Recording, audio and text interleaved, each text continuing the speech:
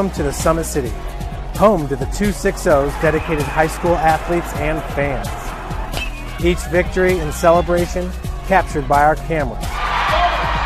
Treasure the highlights from the Summit Athletic Conference this season, or complete games live or on demand. After all, nobody's more proud to call Fort Wayne home than SummitCitySports.com.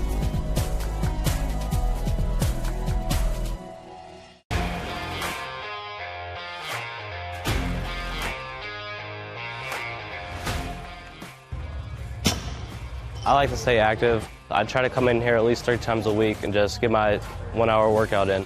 Since September, I think I've put on 22 pounds of muscle. I think my vertical has gone up plus 5 inches. I've gotten a lot faster since then too. I can hit the ball further. In football, I can push people around more. It's basketball easier too. Just being stronger just makes everything easier. Brandon started with gym rats basketball training. After one of the sessions, he came up to me and he wanted to know if he could do more. So Brandon started the Edge program in November, in addition to the club training he was doing, because it offers personalized programming for his athletic goals. PSN Performance uses a long-term athletic development pyramid. At such a young age, it's really good for Brandon to set the foundation of athletic development. Since he is in season all year round, he has to be ready for all the physical demands. So he does a lot more strength training, just because in basketball he sprints and cuts a lot. In baseball he's doing a lot of sprinting. In football he does a lot of sprinting and jumping. So preparing him to withstand the physical demands of those games, he does a lot more strength training. I like all the lower body stuff the best. I do goblet squats, split squats, back squat, front squat, a lot of those. Tyler knows what's best for me. He always points me in the right direction. He just pushes me to go harder every day. I was once a Southside kid who was led on a journey by high school football. A journey that taught me discipline, toughness, and the skills that made me a success. As a businessman with a CPA license who owns his own firm, I still use the building blocks of high school sports in my everyday life. Someday sports will end no matter what level you reach, but you will be left with the skills to compete in the next game, the game of life. Thank you for watching Summit City Sports. To help broaden our coverage, we're asking you to become a monthly sponsor to our Patreon account. We produce weekly highlights and live video broadcasts. When the Homestead girls golf team won its first state title in program history, we were there. When Fort Wayne brought back 3 state titles in cross country, we were there. We believe in sharing positive stories and setting the standard for how high school sports should be covered. Join us and donate today.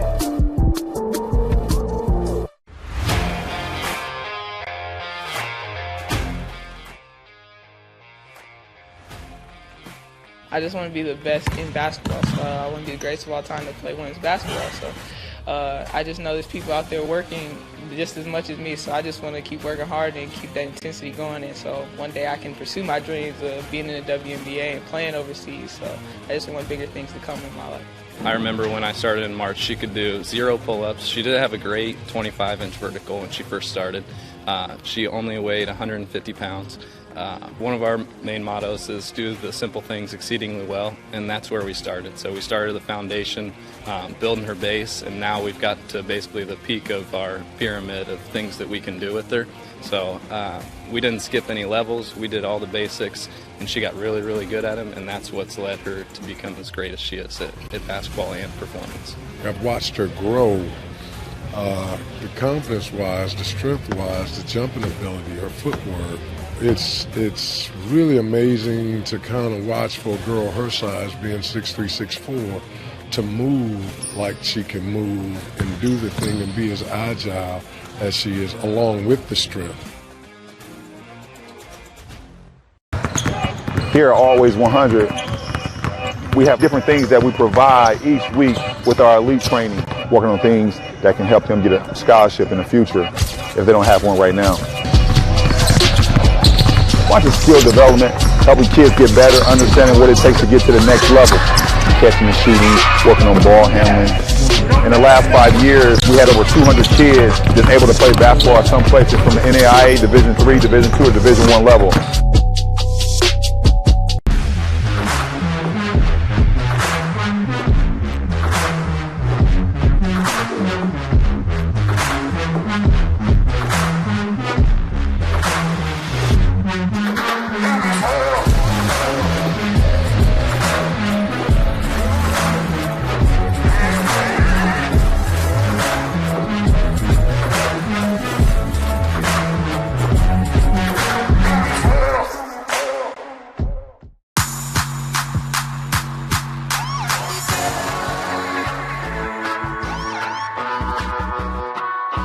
I choose to do whole body cryotherapy after practices, games, and training.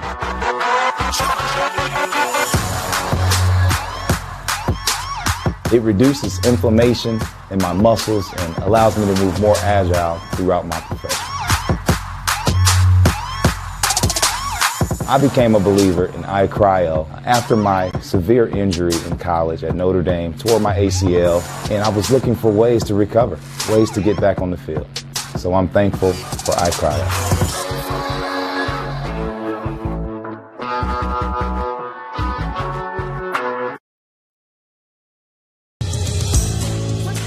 Your kids grow up quick, and there's a lot to teach them. Some lessons they won't pick up in school. Some they'll learn the hard way. But when it's time to give them the keys to their finances, we'll be there to help with their first checking account and the tools they need to make sense of their money. And even though they're off on their own, you'll be able to check in to see how they're doing. Raising your children is important, and teaching them about money is a big deal. So ProFed makes it easy. Federally insured by the NCUA, Equal Housing Lender.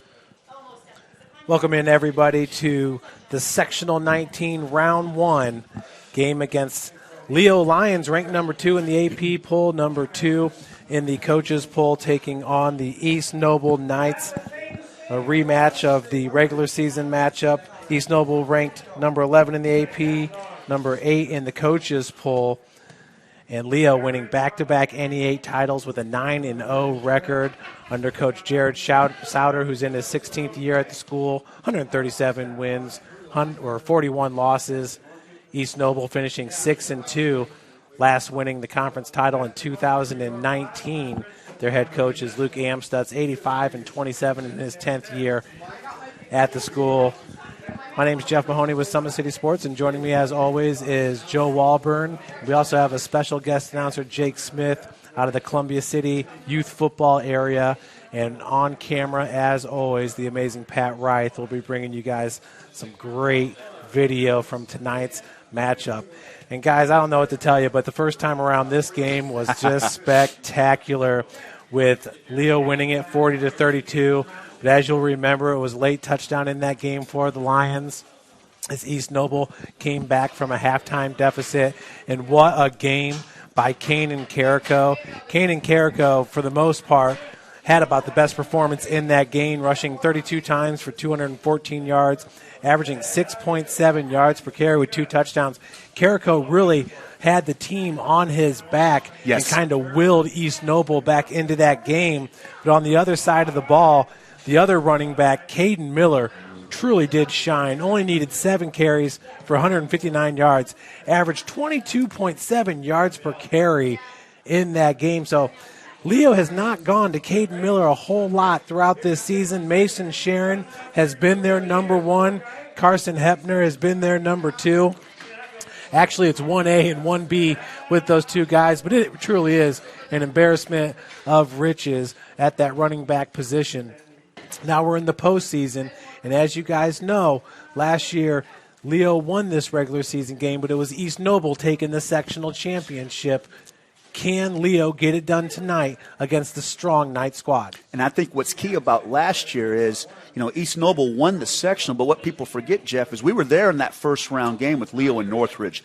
That was a war, and that was such a physical game, and then Leo had to come home and beat Northwood the next week. East Noble last year started with Columbia City the first game, had DeKalb, so when East Noble and Leo matched up in that sectional championship, Leo's road was so much tougher to go through Northridge and Northwood. So I think that really made a difference last year in the sectional championship. I think Leo was just flat out exhausted from those wars. Now tonight, it's the first game right out of the box with this, and I think that helps Leo a little bit because Leo's so physical. But what a great matchup. We were here for the first one. Carrico, you're right, Carrico just ran all over Leo, and East Noble sucked it up and came back in this game. But it's going to be so interesting. We all love a sequel, and I tell you, the first one was so good. But it's going to be interesting to see how Coach Sauter and Coach Amstutz make their adjustments and see what the game planning goes on and how they use their pieces. And I tell you what, we talked about it the last time, Jeff.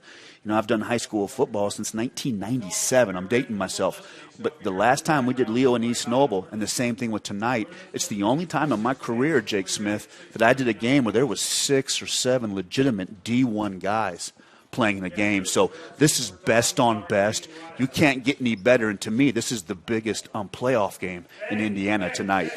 And I'll tell you, one of the keys here for Leo, you remember last year in that first matchup where the Lions actually shut out the Knights in the regular season. That's something East Noble's not used to having. But Caden Miller rolled his ankle. He had a bum ankle the rest of the season. He was never really the same, not even in the postseason. This year, Caden Miller has been about like the fourth player off the bench at that running back position. And whenever he goes in there, he is every bit as good as he was last year, but with the addition of Mason Sharon coming back from that injury, a hip injury from a year ago when he had that hip surgery, Mason Sharon has been fantastic in week number 8, averaged by 40 yards a carry, something just crazy. Had a receiving touchdown of 68 yards, and that was in a game against Columbia City. Yes. So Mason Sharon has been great. He got his first Division I offer, and that was from Davidson. Yeah, Jake mentioned that. Jake was fired up when he came up tonight. He mentioned that. You know,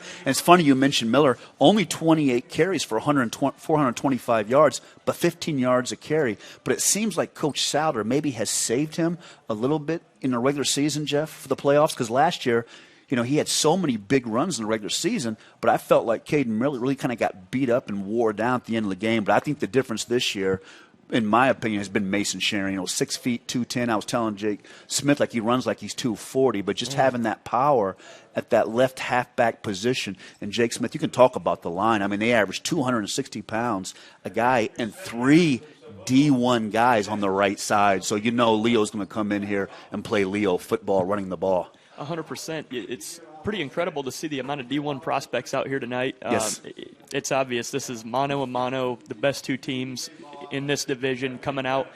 Some people may say that they would have liked to see some more build-up to this a little bit later down in the sectional, but I love it. Let's just get it out of the way and let's let these dogs fight.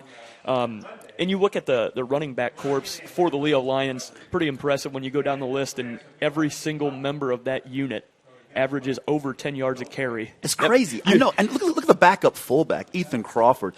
The backup fullback averages 12 yards a carry, Jeff. I mean, you mentioned it, Jake. I mean, and you're right, man. They've got so many interchangeable pieces. But, Jake Smith, let me ask you this as an offensive guy. Don't you think, though, tonight East Noble's going to load the box? And don't you think that Rylan Crawford, number 9, has to be a little bit more involved in the offense tonight for Leo? I do agree.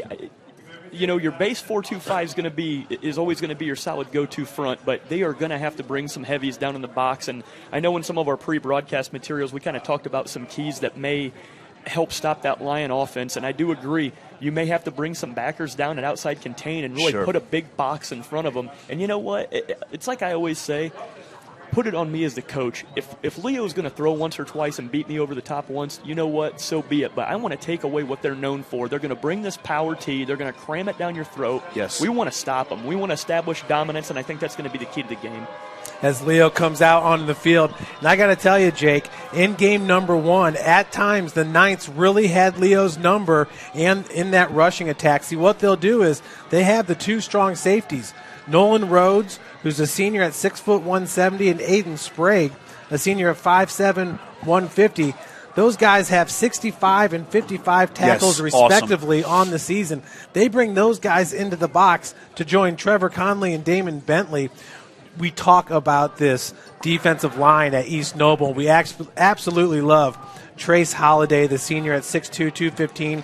He's got 9 tackles for a loss and 5 sacks, 7 QB hurries, and 2 forced fumbles on the season to go with 45 tackles. And Bryce Charles, the nose tackle, at 6'1", 255, 5 tackles for a loss, 3 sacks. He has 56 tackles on the season, which is second best on the team. So this team can go from a 4-2-5 to a 4-4 real quick and get real stout in the box. And we saw that the first time around, Joe Walburn. Yeah, that's a great point because of the safeties.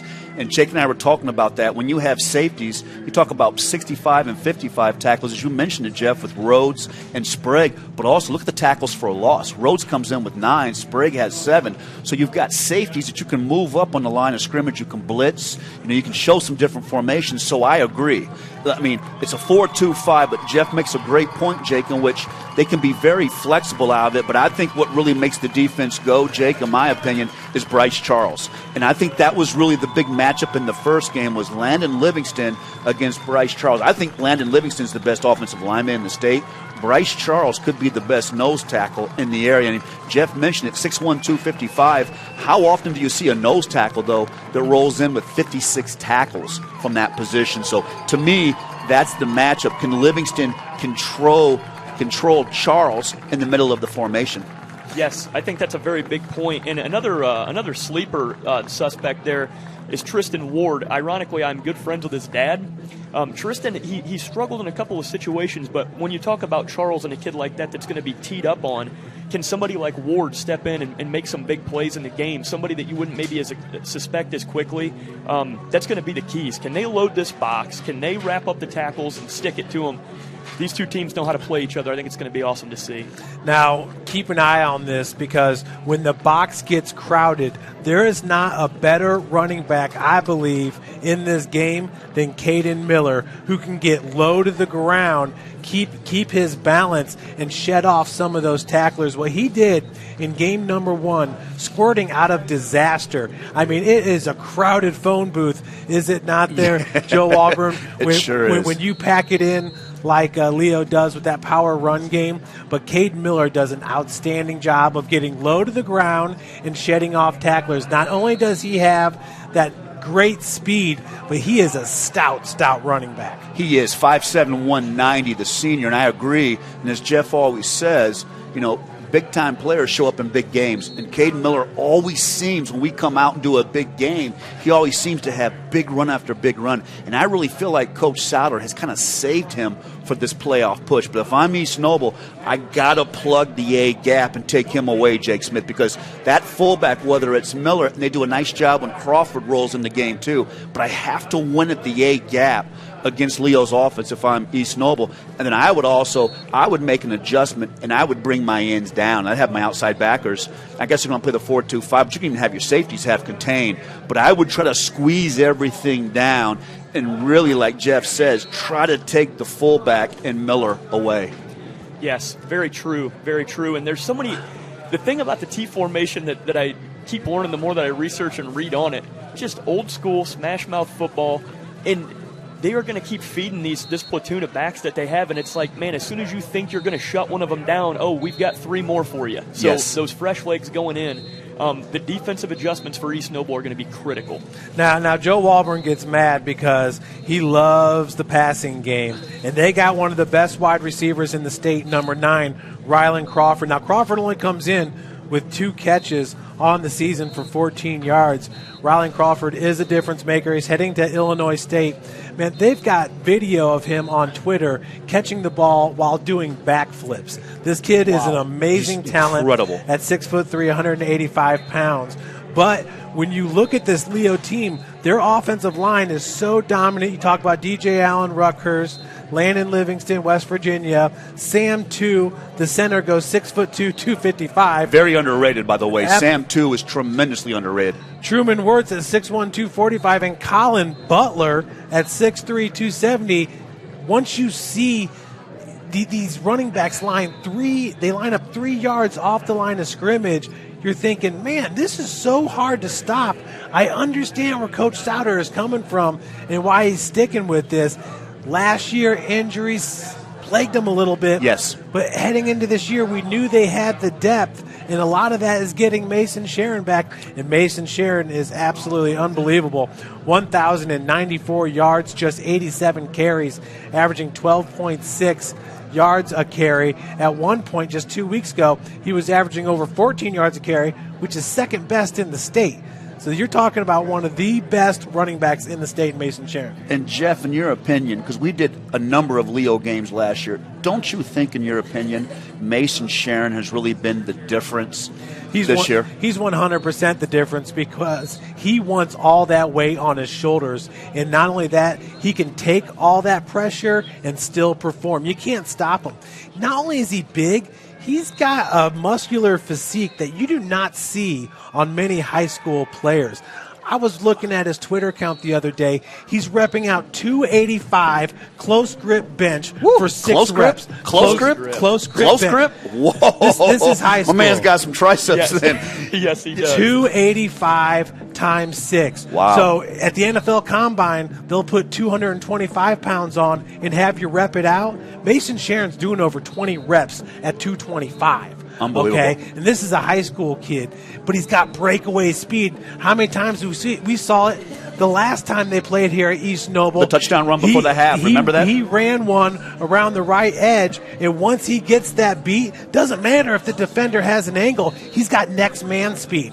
He can smell a defender on his hip, and he will kick it into another gear. Mason Sharon is different, and he has been the difference this year in Leo, and you got a guy like Caden Miller that you kind of forget about in the game planning. Caden Miller was all-world last year for Leo. Yeah. And he's devastating in the punt return game. Him and Rylan Crawford back there are fireworks on the punt return and kickoff return. I mean, this is a running team. So Leo can get it done in all facets of the game. But wow, I was shocked last time we were here, Joe Walburn, because East Noble had the antidote. They did have the antidote, and they made the adjustments at halftime, and I liked it when they kind of split Zolman out, threw some bubble passes to Zolman. Zolman got some carries, and I tell you what, I was telling Jake Smith, Jake, I wouldn't even be surprised if we saw a little bit of Zolman, 6'5", 215, the senior, if we saw him maybe a little bit in the Wildcat tonight. It would be neat to see. Watching them against Columbia City, he was the guy, and it seemed like maybe the first half he was a little rusty coming in, just took a little bit to get his feet. When he did, the second half he turned it on and was just an absolute game changer, so Zolman is one to watch. And what about the quarterback, Brazel? I mean, I feel like tonight, Jeff, and you comment on this, because we saw Carrico just run all over Leo, but I think what Leo got in trouble with is I think Leo's defensive ends, and we know how great DJ Allen is, 6'8", 245, 14 tackles for a loss, but I felt like Sharon and Allen never really throttled back at the defensive end position, and East Noble was able to kick them out and run Carrico inside. I think Leo's going to make that adjustment tonight, and I think Brazel's going to have to be able, Jeff Mahoney, to throw that football down the field tonight. Well, we saw in the first matchup, too, some of the nerves came out in Xander Brazel. He's a sophomore playing in this big-time rivalry. Leo has won back-to-back NE8 championships. The year before that, it was East Noble. So these two are definitely the cream of the crop in the NE8. Yeah, best on best tonight. We talked about it in the first game, Jake, and everybody loves a good sequel, and I just can't wait to see. And these are two excellent coaches. I mean, you look at Coach Souter, what's his winning percentage? 77%. And I think Amstutz is, about 76, 77% here at East Noble. But these are two of the best coaches in the area. Yeah. And I just can't wait to see the in-game adjustments. And I don't know, maybe it's me being an old quarterback. I feel like each one of them kind of has a little trick up their sleeve, Jake Smith, because you know how it is, Jake, when you coach a big game. Yes, the in-game adjustments will be the end-all, do-all at the end. The second-half adjustments will be critical. They'll be huge. Back to Xander Brazel for a second. Watching him in the Columbia City game, you've got to be excited if you're East Noble coaches that this is just a sophomore. Oh, yes. Yes, definitely some nerves there. He's only going to grow. He's only going to prosper. The kid's got a definite upside. He was fun to watch over there, and he can wing the ball down the field for sure. Yeah, he's counted for 19 touchdowns, Jeff. And what I like about him is, we look at his decision making. I always look at the touchdown versus interception ratio for a quarterback. 13 versus 4. Yeah. So that's telling me somebody that understands coverages and knows at times when not to throw the ball. Because I always talk about big plays in the passing game, but sometimes what it comes down to is the ability to understand I don't want to throw into that coverage. And I think for a sophomore, Jake makes a good point, a lot of upside with the decision making. Yeah, physically, Xander Brazel does not look like a sophomore. 5'11", 180. He's a wide body. East Noble doesn't ask him to do too much. And, Kanan Carrico has not been 100% towards the end of the season. They've been saving him up a little bit. He was active last week against Belmont, but they've been saving him up, and they've been giving carries to Ethan Nichols and Nick Munson. Both of those guys, Nichols averages 7.8 yards per carry. He has 2 100-yard rushing games with 6 touchdowns. Nick Munson, 242 yards on the season, averaging 10.4 6.1 yards per carry. Nick Munson, I believe, is going to be playing at the next level next year for some lucky college. Of course, their all-world offensive tackle, Chris Hood, number 68 at 6'8", 325. Woo. He's heading to Ball State to play football next year. Rowan Zolman's going to be at IU next week. He's going to be, talking to the IU coaching staff. Hopefully they offer him a scholarship. Rowan Zolman, what we talk about with Mason Sharon, Rowan Zolman is for East Noble. At 6'5", 210 pounds, he is cut. I mean, he is solid. He's extremely athletic. I'm looking at him, if I'm a Division I team out of the Big Ten, I'm saying this could be a free safety that no other team has. Correct. Rangy, 6'5", can win those 50-50 balls up in the air, can play center field. Hopefully IU, I know his family, from what I hear, has got a connection with IU. Rowan Zolman needs to get an opportunity at the next level as a defensive back to really prove that he can play with the best, because I believe he can. He's physical. You're going to see him lower the shoulder in this game. You're going to see him win a lot of one-on-one matchups with these Leo guys. And they went to Rowan Zolman in this first matchup, and he responded. 4 receptions for 61 yards. He also had 1 carry for 3 yards. And defensively, what he was able to do, when he puts his shoulder down and runs into you, you're going to feel it. It's bone-chilling. I agree. 73 tackles on the season, and what he brings is that physicality. You can move him up at the line of scrimmage. And see, what I like about East Noble tonight is they have so many pieces, Jake Smith, and what I could do with Zolman is I could lock down Crawford. So if Leo does want to sneak Crawford out, I can lock him down one-on-one. I totally 1,000% agree with him at the next level at IU. I would offer him. He would be my free safety. And you're right, Jeff. His range is tremendous. And on the offensive side, Jake, when you have a 6'5" kid on the edge, you always have that threat to throw the fade pass. So if you're Carrico, run the ball for East Noble, I'm feeling good if I'm Coach Amsa, because I can always push the DBs and the safety back, because I have a 6'5" kid, game changer, on the edge. The thing I love about Zolman most isn't even a physical attribute. One thing that I saw in the Columbia City game is our student section started chirping him up pretty good, and he just used that to his advantage. Yeah. He is a gamer. He uses that. He's got great mental toughness, and he came out in the second half and made him pay. I think he possibly could be the best athlete in this game, and that's a huge statement, because, I mean, Crawford is a tremendous athlete, and for a while Notre Dame was on Crawford, if you believe that. So, and obviously DJ Allen. So you've got tremendous pieces. But I agree with Jeff.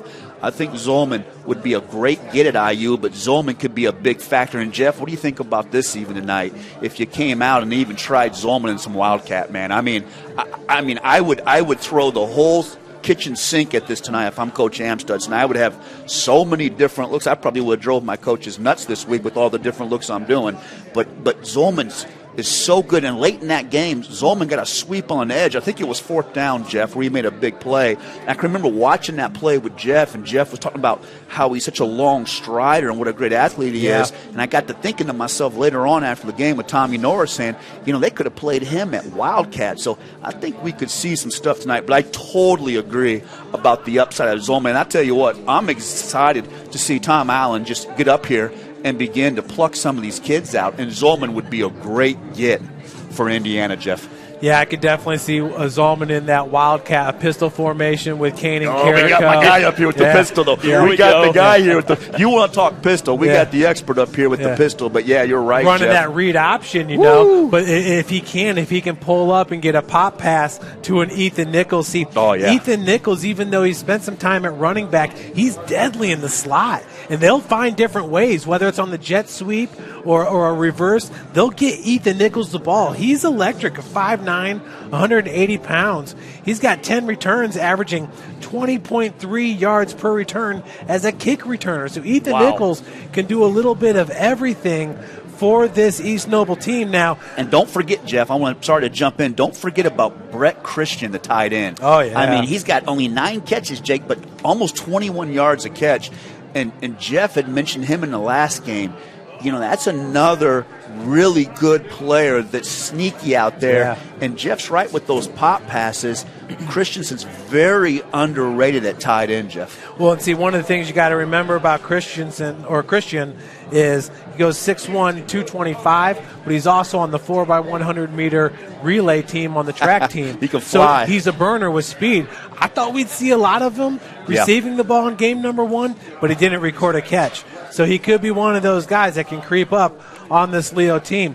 Now, I'm looking at this sectional. Leo comes in, just 3 sectional titles under your belt. Can you believe that? Just 3 sectional titles under their belt. 1995. You went way back for that one on me. He goes way back in 1995, Jeff does, and he pulls out he knows their best player, Tony Stefanik. Yeah. Man, you went way back on that one, brother. I tell you what, man, hats off for that. Okay, so that was my senior year, right? And Leo was really good because they had this running back linebacker named Tony Stefanik. And he was tough. We were all good buddies with Tony. Yeah. He was real tough. Tony now goes to St. Vincent's Church. We go to the same church. He was a baller, man. I get to see him every once in a while. So anyways, they're going up against Bishop Luers in the sectional championship game, right? Bishop Luers has the best player in the Summit Athletic Conference. His name is Jeremy McNeil. He was sick, He's man. a wide receiver. He's a safety. Michigan State wanted him. All these major programs wanted him. A great punt returner.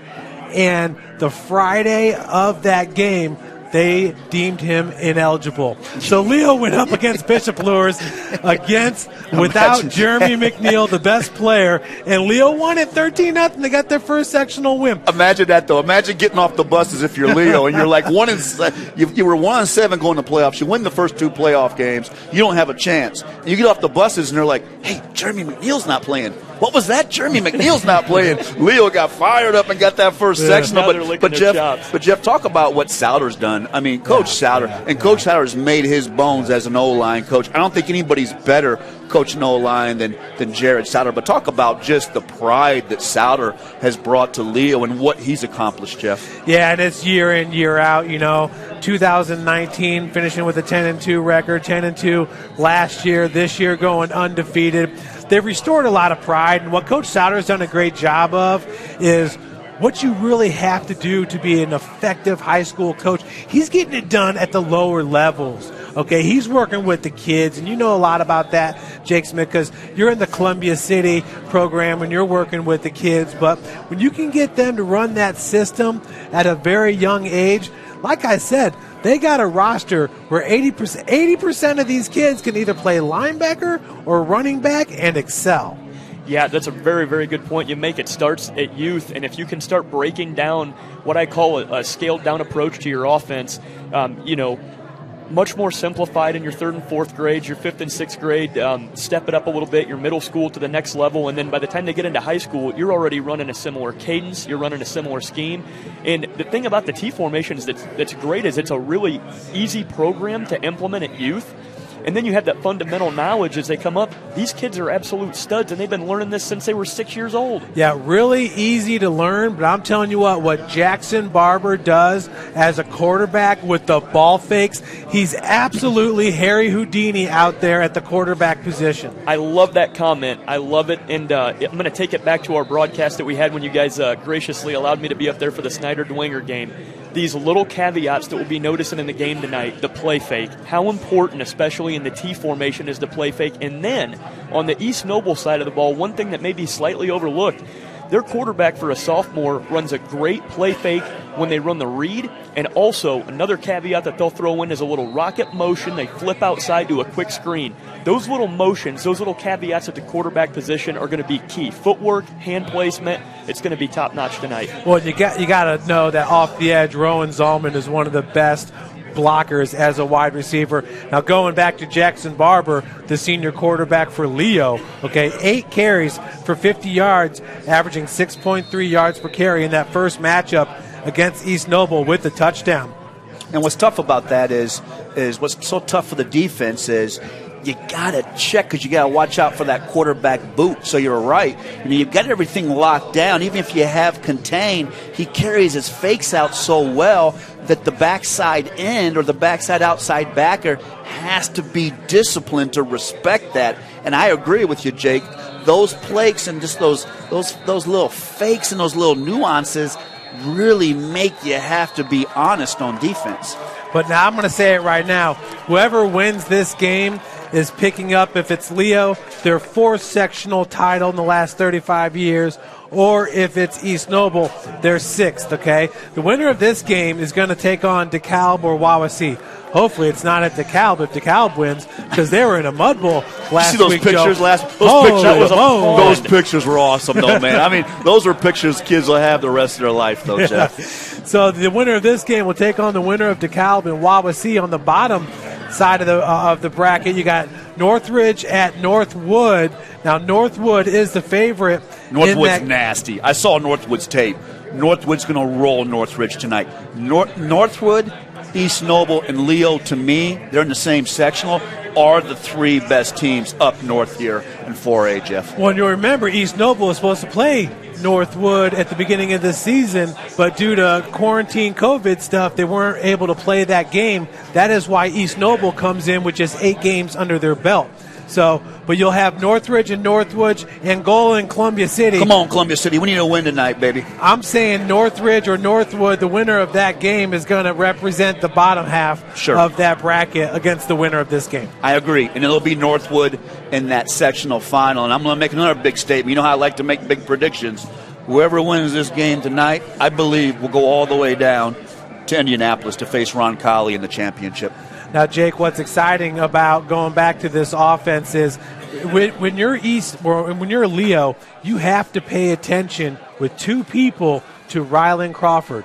If you don't, that's got to be an automatic audible to throw it to the big 6'3" wide receiver. So you're going to have to cheat your safety that direction to Rylan Crawford. We saw that in the Northridge game last year, where if you leave him man-on-man with a cornerback that's 5'11" or shorter, he's going to win that matchup every single time. So having Rylan Crawford out as a wideout takes away 2 of your defenders. Yeah, nobody wants to talk about it, but a height advantage is a height advantage, and if you can capitalize on it, you're going to. And most of the time, your corners and your safeties end up being short, wide receivers defending the ball. Your tight ends and receivers can take them over the top that way, so it's a very good point. I agree, because last year, without Mason Sharon, Leo needed Rylan Crawford more. And when we did the Northridge game, they were splitting Rylan Crawford out. They were running them on reverses. They were throwing passes. Punt returns. He did it all that game. Absolutely. Jeff's right. He was such a weapon. And I think that this year, Leo has just been so much more dominant in the run game with the addition of Mason Sharon. I mean, we know how good Leo is with Miller, but also, Carson Hepner has just been fantastic. But Mason Sharon has added so much more that Leo really hasn't used Crawford as much. But maybe tonight you'll see a lot more of number 9. But I agree with Jeff, and that's where I think if I'm East Noble and I counter, I tell Zolman, you got Crawford. One-on-one, take him away, because I want to use the rest of my dogs and my pieces on defense to try to plug the A gap and plug the B gap. But you're right, Jake. Talk about how Crawford and Zolman could really impact this game with their height and their ability to stretch the field.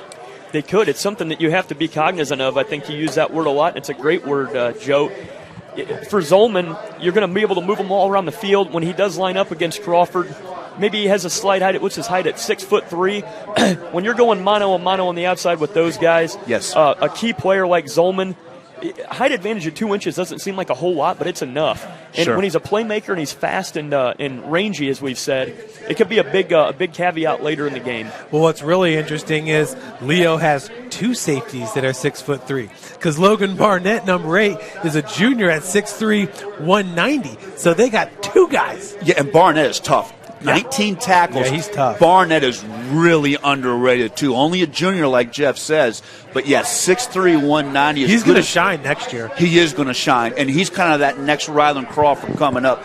Jeff makes a great point like that. And also what I love about Leo, Jeff, is the outside backers. I love Carson Hepner and Tanner Jackson. Now, Tanner Jackson's been kind of beat up a little bit, but he played well last week, really dominated with 7 tackles against DeKalb in the mud. But they are awesome at outside backer with Hepner and Jackson. And my only concern on the defense tonight, if I'm Coach Sauter, and I think East Noble really attacked it last time, Jeff, was those inside backers. Now they sucked it up at the end, and if you remember right, I think it was Drew Baker that made the tackle on Carrico towards the end that kind of saved the day. But if I'm East Noble, I attack Leo at the inside linebackers. Now, you want to talk about one of the things that make these two coaches great, and they are both great coaches, and Coach Amstutz and Coach Souter, is they believe in the weight room. Their kids live in the weight room.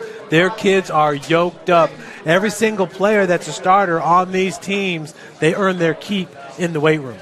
Another comment that I'd like to make about Leo that I've heard a little bit about this week, a lot of people comment and think, well, when they're running a power T formation, and they get, let's say East Noble can get up a couple of scores. Probably not going to happen, but let's say that they do, okay?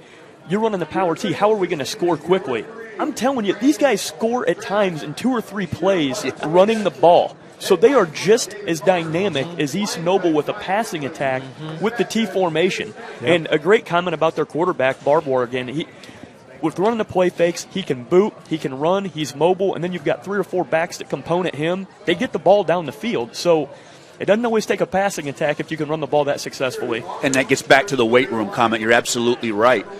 You don't have to pass the ball when you got guys like Livingston and Allen, like Jeff says, that are just giving it up in the weight room. And that's where you really see, for me, where I see East Noble and Leo really separate from maybe us at Columbia City or DeKalb or New Haven or some of the other programs, is I just think the strength program and along the trenches, if you like trench warfare tonight in high school football, this is the game for you because you got some big dogs up front. And that's what it is, Jake Smith. See, these running backs are lined up 3 yards off the line of scrimmage. This offensive line is one of the best offensive lines you're going to see in the state. So when these running backs are hitting their hole, they're not hitting the hole at the first level. They're hitting the hole at the second level. So the linebackers are already beat.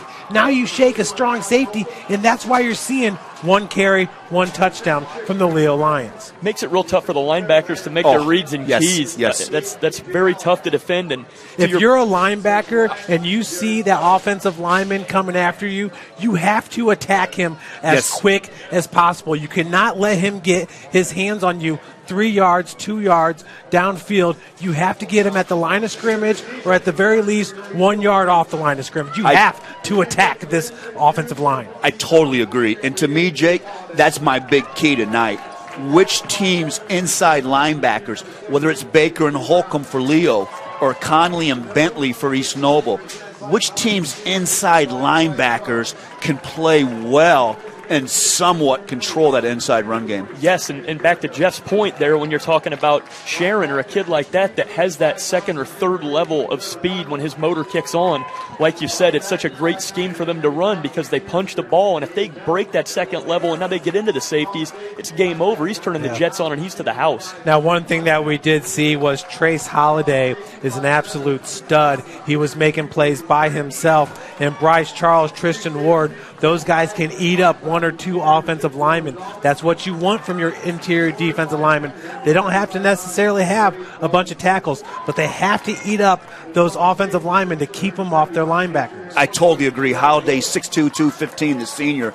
I would set Holiday and Carrico free at defensive ends. I would take away contained responsibilities, and I agree. I'd say to my dogs, fight for every inch inside the trenches. And it's interesting about Tristan Ward. We talked about him, 6'7", 210. He's an interesting prospect because just wait till Ward gets to be about 240 or 250, what he can do. But I agree. I think if East Noble's going to win tonight, Holiday, Ward, Charles, Carrico on that D-line, they have to be set 3, and they have to dominate tonight, Jake. All right, guys, that's enough from you guys. We got to hear from the man himself, the sideline Swami. So we're going to hear from Casey O'Boyle, and we'll be right back after this short 8-minute preview.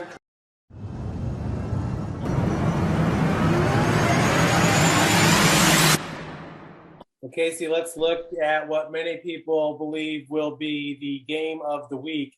Leo, 9-0, wins the NE8 title for the second straight year, taking on East Noble at 6-2. If you look at one of the games here throughout both these teams' schedules, Leo handled Norwell and East Noble fell to the Knights. Yeah, they've got, obviously, playing in the same conference, plenty of common opponents. We have to go back to a year ago because it feels very similar. Last year, Leo beat East Noble. I believe it was 24-0 in the regular season, pretty comfortably. And then East Noble in the playoffs returned the favor and upset the Lions 10-0. Could it happen again this year? Absolutely could. I heard from Luke Amstutz today, the head coach of the East Noble Knights. He tells me they're healthy. Kanan Carrico is back full time in the lineup on both sides of the ball. He's a tremendous defensive end, and we know what he can do carrying the ball. And they're excited. They're going to have some, I'm sure, a few tricks up their sleeves, and they've got the ability with their offense, Jeff, to do more than Leo can. Leo is pretty predictable, as we know. I asked Coach Amstutz, does he expect more passing in this game from Leo? And his answer in a nutshell was not really. They want to run the ball. We know who they are. It doesn't mean that they can't roll out Jackson Barber on a play action rollout pass. They've shown some of that here in recent weeks. Rylan Crawford definitely is a big play type receiver for Leo that they can call on if they need to. But what we've seen in recent weeks, especially from Mason Sharon, is phenomenal. Last week, you can throw that game out up at DeKalb. That was a absolute mud bath up there. That was worse field conditions than what Bishop Luers played on against Snyder. So 14-0, Leo, I don't think they were ever really in jeopardy of losing that game. That being said, it was not what we're accustomed to from the Lions because they were literally playing in quicksand. So I expect on this dry track, Leo to do what they do, run the ball. I think they're going to think 4-down territory. And with that bevy of backs behind Jackson Barber, their T formation, I think they're going to just challenge the interior of East Noble and make them stop them. Last year, East Noble's adjustments worked. They turned 24 points into 0 in just a few short weeks. Can they do it again this year? They certainly can. I don't think East Noble's linebackers are quite as good as they were a year ago. Van Gorder, Schupbach, those guys. Those guys are gone now. I think they're still a little young there on the second level, and I think that's where Leo has an advantage, especially with this offensive line. It's well chronicled. It's the best offensive line in the area. They're all healthy. DJ Allen is expected back in the lineup tonight after missing last week's game. So I think Leo still needs to be a favorite, but do not discount an East Noble upset. I know the Leo folks won't. Certainly the coaches will have their players' attention going into this game, reminding them, hey, last year it happened. We were heavy favorites. We beat them badly in the regular season. Don't let it happen again. This year's regular season game, remember, was much, much closer than the original score. And East Noble scored a couple late to make it a game and tie it up 32-32 before Leo scored late to win 40-32. So these two teams match up very, very well. I think most people probably still feel Leo's a hair better because of the guys in the trenches. But Jeff, it would not shock me at all if East Noble rises up. Coach Amstutz does a really, really good job up there in Kendallville. So we'll see. Casey, what is it about Caden Miller? He seems to step up in the biggest games for Leo. If you had to choose a player of the game in this one, and you do have Leo winning it by 9, do you think Caden Miller will once again shine in this game?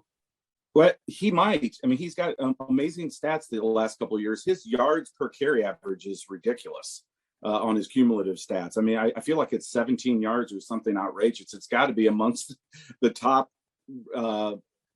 averages per carry in the country. It has to be and it's not like he's only carried the ball 7 times. You know what I'm saying? It's pretty remarkable. But if I had to pick one guy to be an MVP, I'll give you 2 names. I'm going to say either DJ Allen, his play on both sides of the ball, especially coming hard off the edge on defense. I think he could get after East Noble's sophomore QB and really make life difficult for him. And then Mason Sharon, we already mentioned him. He just picked up an offer from Davidson. Kudos to Mason Sharon. This is a kid that I think is somehow been flying under the radar. Of course, he missed all of last year after having a huge sophomore campaign. I really thought his numbers would come more on the front half of the schedule. They've really been here recently. Would not be surprised if he makes a strong push for player of the year. If Leo wins this game and the Lions continue to win games and go deep into the playoffs, he will be in that conversation because he plays on both sides of the ball. And as you know, Jeff, I've always been partial to those two-way guys. And my goodness, the way he's running over people, he reminds me a lot of John Riggins back of Washington Redskins fame in the 70s and 80s. I really, really like how Mason Sharon's playing right now. I think he's their go-to guy I expect him to be the one to get the lion's share of carries, pun intended. Absolutely. Casey, you brought it up, player of the year. Do you still have it right now swaying towards Carson Clark? You said Mason Sharon's in that category. You always I do. Yeah, I do. I'm glad you brought this up. And this is also for our good buddy Joe. We got to get together for lunch so we can discuss this a little bit more intently. But in Laban Davis, if Eastside would beat Lures, and again, that's a big if in a couple of weeks, but if they would pull off the upset and beat Bishop Lures in the 2A sectional, and you'd be crazy not to give him strong consideration. So that's the caveat. I'm not saying they play this anywhere near the schedule or anything like that, but he's putting up amazing numbers. So right now, I'm leaning towards those two guys, and that one game might actually decide it. Carson Clark looked very human last week, and certainly the mud bath that they played in out there at Lewis Field was part of that. That being said, I think Mason Sharon now gets into the conversation. I wouldn't rule out even a dark horse like a Landon Livingston or DJ Allen if all of a sudden they just start dominating on defense and racking up some tackles for loss and some sacks and things like that. Those two fellas could be in the conversation, and I'm sure there's a few others. I want to say, for the record, Joe Walburn's pick of Tyrese Brown. I think that's a great sleeper pick. It's not my first choice right yet, but he's definitely in the conversation, and it got me thinking last weekend as I was watching you guys and watching that ball game. I really thought that Tyrese Brown is deserving of that kind of consideration. So it's going to be an interesting race, how the ebb and flow of the season's really changed my mind in a lot of areas. Wouldn't rule out Jeff Becker if Carroll would make a run and win a sectional, maybe even pull off a shocker in the regional or semi-state, and has big numbers behind it. So there's a lot to be sorted out in that regard, and I think that's what makes doing all this stuff so much fun. Right now, talking about Leo Lions and East Noble, I really like Mason Sharon to be the difference maker in this game.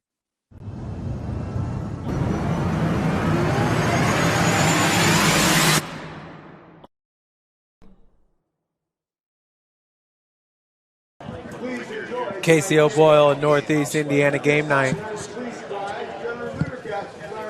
Doing a great job as always. So, Joe, take us through some of these playoff matchups. We're at 6 different games here tonight, and got the national anthem.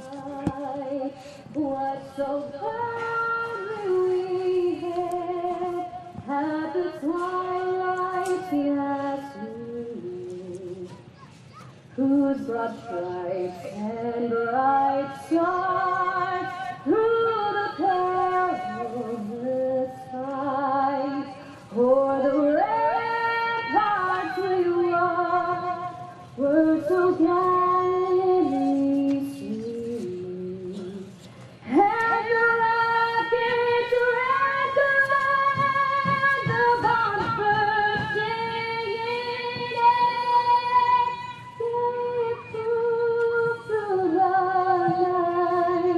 That our flag was still there. Oh, take us that star-spangled banner yet wave. O'er the land of the free and the home of the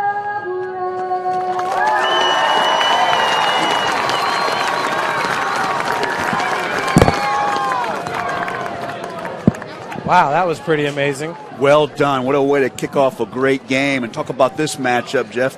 Other great matchups in the area. How about my Archers down at Delta tonight in Sectional 20? So big game for South, playoff game down there. Delta beat Columbia City in the second game of the season, but Delta's not quite as strong as they've been in the past. So we'll see if the Archers can be competitive in that game. And then also Marion and Wayne. That's a game you and Casey talked about, and I agree with Casey.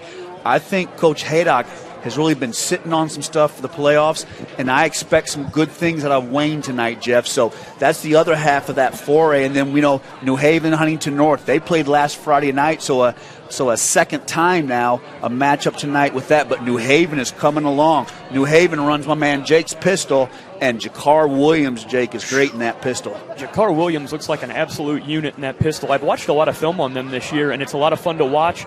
I love the system, and they've seen success from it this year, so I think they're going to do well in the sectional. Yeah, it'll be interesting in that sectional, Jeff, to see who comes out of that. If Wayne and New Haven could make a run, how awesome would it be if we saw Wayne and New Haven in that sectional championship, Jeff Mahoney?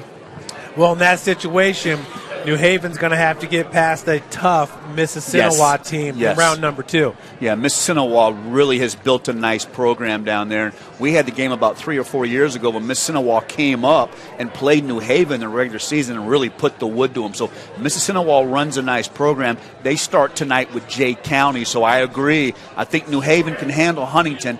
I believe Wayne can beat Marion tonight, but I agree that Mississinewa-New Haven game in the second round is going to be a challenge. But if I'm not mistaken, I believe New Haven will get them at home, Jeff. They can get through Huntington North tonight. Now, if you're the Marion Giants and you're a linebacker there, might be a good game to wear one of those white padded shells underneath your shoulder pads, because Lamarion Nelson is the real deal. Yes. He's a truck. What he's been able to do, nearly 1,400 yards rushing, leading the SAC. What he's been able to do with the patchwork offensive line, Coach Haydock has done his best, putting guys in there, mixing them around, and they've got something solid now heading into the playoffs. But hats off to Lamarion Nelson. What an outstanding year for the junior running back. You're absolutely right. He runs behind a offensive line just kind of barely put together, but 6 feet, 225, the junior, phenomenal pad level, phenomenal feet, and has the ability to really blow through those holes, Jake Smith. So I agree. We love our running backs, and Lamarion Nelson is fantastic. And if Coach Haydock can get any type of pass game going, that's going to open up those run lanes for those Wayne backs. Absolutely agree. And especially any type of offensive line help they can get. It's when you think about different running backs around, and I always go back to Tyrese Brown, one of my favorites. Not only is he a stud back, but he's also got a heck of a line. If Wayne could come up with a patchwork line for him to run a little harder, that's just a dump truck coming out of the backfield. Now I'm getting a little worried now. I'm worried about my archers. We may have to send an SOS out because we're getting some reports we haven't shown up yet in Delta. So I'm hoping Tiny's just taking the long trip down there, and maybe we got a special game plan, the buses. But we're about 10 minutes away from sending an SOS out from my archers, Chef. I'm getting a little worried, man. That'll be one of those situations where you're off the bus and right into the kickoff line, you know what I mean? Yeah, that's how Dwanger used to do it. One year we played Jeff Saints. They just pulled up in the bus. I swear, they didn't warm up or anything. They just got off the buses, walked off the buses, proceeded to beat us like 35-0. Chanted when the Saints come marching in, got back on the buses and left. I was like, man, they didn't even warm up, right? And what do people make fun of me for using Google Maps for everything, but at least you're going to get there on time. Yeah, so hopefully my archers show up, We're going to take a look here at the East Noble captains. Number 5, Nick Munson, the senior at 5'10", 185 pounds. Munson can play DB, wide receiver, tailback. Number 6, Rowan Zalman, 6'5", 210. What an athlete he is. Number 55, also for the Knights, Bryce Charles, the big dog at nose tackle. Yes. And number 68, Chris Hood, heading to Ball State, the 6'9" offensive tackle. Wow, look at how big he is, Jeff. The largest human being on the field. Wow. And that is crazy to say when you're playing Leo. Landon Livingston, DJ Allen, Jackson Barber for the Lions. Wow, what a senior laden group over there at Leo. That's a once-in-a-generation senior group that Leo has. Yeah, absolutely. And just had won so many games, and this is such a big matchup, Jake Smith. And what's tough about the playoffs is, obviously, we love it as broadcasters and fans, but for the kids, when you're a senior, it's the finality of it, man. When you lose, you turn your lock in, you turn all your equipment in. It's just the finality of these playoff games, and I think that's why these kids play so hard, Jake Smith. Yep, they come fired up. I loved getting on Twitter and tweeting out to some of the players today, and they are fired up, both sides. Very proud programs, very proud communities. 2 of the best coaches in the area. like I like to say, slugfest coming on right now. So that was Rylan Crawford and Mason Sharon out there with the other two captains, Allen and Livingston. Mason Sharon's got the pink sleeve, so he matches the student section over there. Leo is absolutely packed on their side of the stands. They're going to kick off first with their place kicker. And, boy, if you're East Noble, you'd love to get off to a fast start with your offense in the first possession. A lot of times in these big games that feel like heavyweight matchups, you really want to have the ability to throw that first big haymaker and set the tone. So I think for both these offenses, guys, you really want to have a good first possession and really kind of make your mark on what you want to do tonight. Kicking it off for the Lions will be number 11, Jake Patton, the junior, 5'11", 165. Solid in the kick game. And back deep is Munson for the Knights. And that one's going to roll out of bounds. So East Noble will take it at the 35-yard line to start this game. Yeah, and Brazel comes in at quarterback for East Noble, 5'11", 180, the sophomore. And when you play in these big games at quarterback, you want to catch your breath early on. I'd be tempted to maybe throw an early pass, just try to get rid of those jitters for Brazel. But, man, I tell you what, East Noble rolls in, Jeff, with one of the area's best tailbacks in Carrico. And Leo's going to come out with a four-man defensive line. That's Mason Sharon at one defensive end to go along with DJ Allen at the other defensive end. Your tackles are Gunnar Stuckey, number 66, and Landon Livingston, number 67. Now, interesting, East Noble is going to make Leo kick it again, and I agree. Make him kick it again. See if you can win on special teams. Maybe an early opportunity for East Noble to get some good field position, Jeff. Okay, and on that last kickoff, that was Ethan Nichols, the senior, at 5'10", 170. He's another one of those guys that has played at running back for an injured Canaan Carrico. So he's on the top of your screen. On the bottom of your screen is Munson, the two backup running backs back deep to receive it. And this one will be Nichols at the 18-yard line looking for the wall, and he's got it at the left hash, and he's hit right away. Coming up with the tackles, number 31, Alex Holcomb. That's a great job by Holcomb to stay in his lane and steam down the field. You're going to see this in the Traction AP replay. Holcomb just gets down the field, Jake Smith, and breaks down with his pads and makes the tackle. Watch this right here. You thought maybe Nichols might have some. Look at Holcomb. Boom! See that? Breaks down, makes the play. Beautiful start in special teams for Leo. Yeah, and Alex Holcomb comes into today one of the top linebackers. 53 tackles, 1 sack, 5 tackles for a loss. Joe, you'll remember last game, it's like, where's number 31 at? Because he was so good in that New Haven game. Boy, the next 3 or 4 plays were tackles by Alex Holcomb. He has a nose for the ball. He does. He's going to be so important tonight, Jake, that he plays well on the inside. DJ Allen at the left defensive end position. Mason Sharon at the right defensive end position. It's Xander Brazel out of the shotgun, 1st and 10 from the 29-yard line. In motion is Munson. The swing pass goes out to him. He's got a seam over the 40-yard line, tackled at the 42-yard line. Nice run by number 5, Nick Munson. And what did we say pre-broadcast? Right there's your rocket motion screen around the outside, just like we called it, and a great way to start your sophomore quarterback with some dink and dunk. Let's get him firing off and get him down the field. 1st and 10 from the 41-yard line. I love that. You know, he is a sophomore. This is a big-time game. Give him something easy to settle those nerves early on. So you see the hard count there. He looks over to the sideline. Offset left is number 11. Nichols takes the handoff, and he's ridden down from behind by big Landon Livingston. Nice job by Livingston. Livingston, 6'5", 280, controls the A-gap there, Jake. And also what I like about that is, again, watch Holcomb scrape on the Traction AP replay and come down and help Livingston make the tackle. Look at the inside backer. Sees in the game, boom, watch him get off the block. Nice defense by Leo.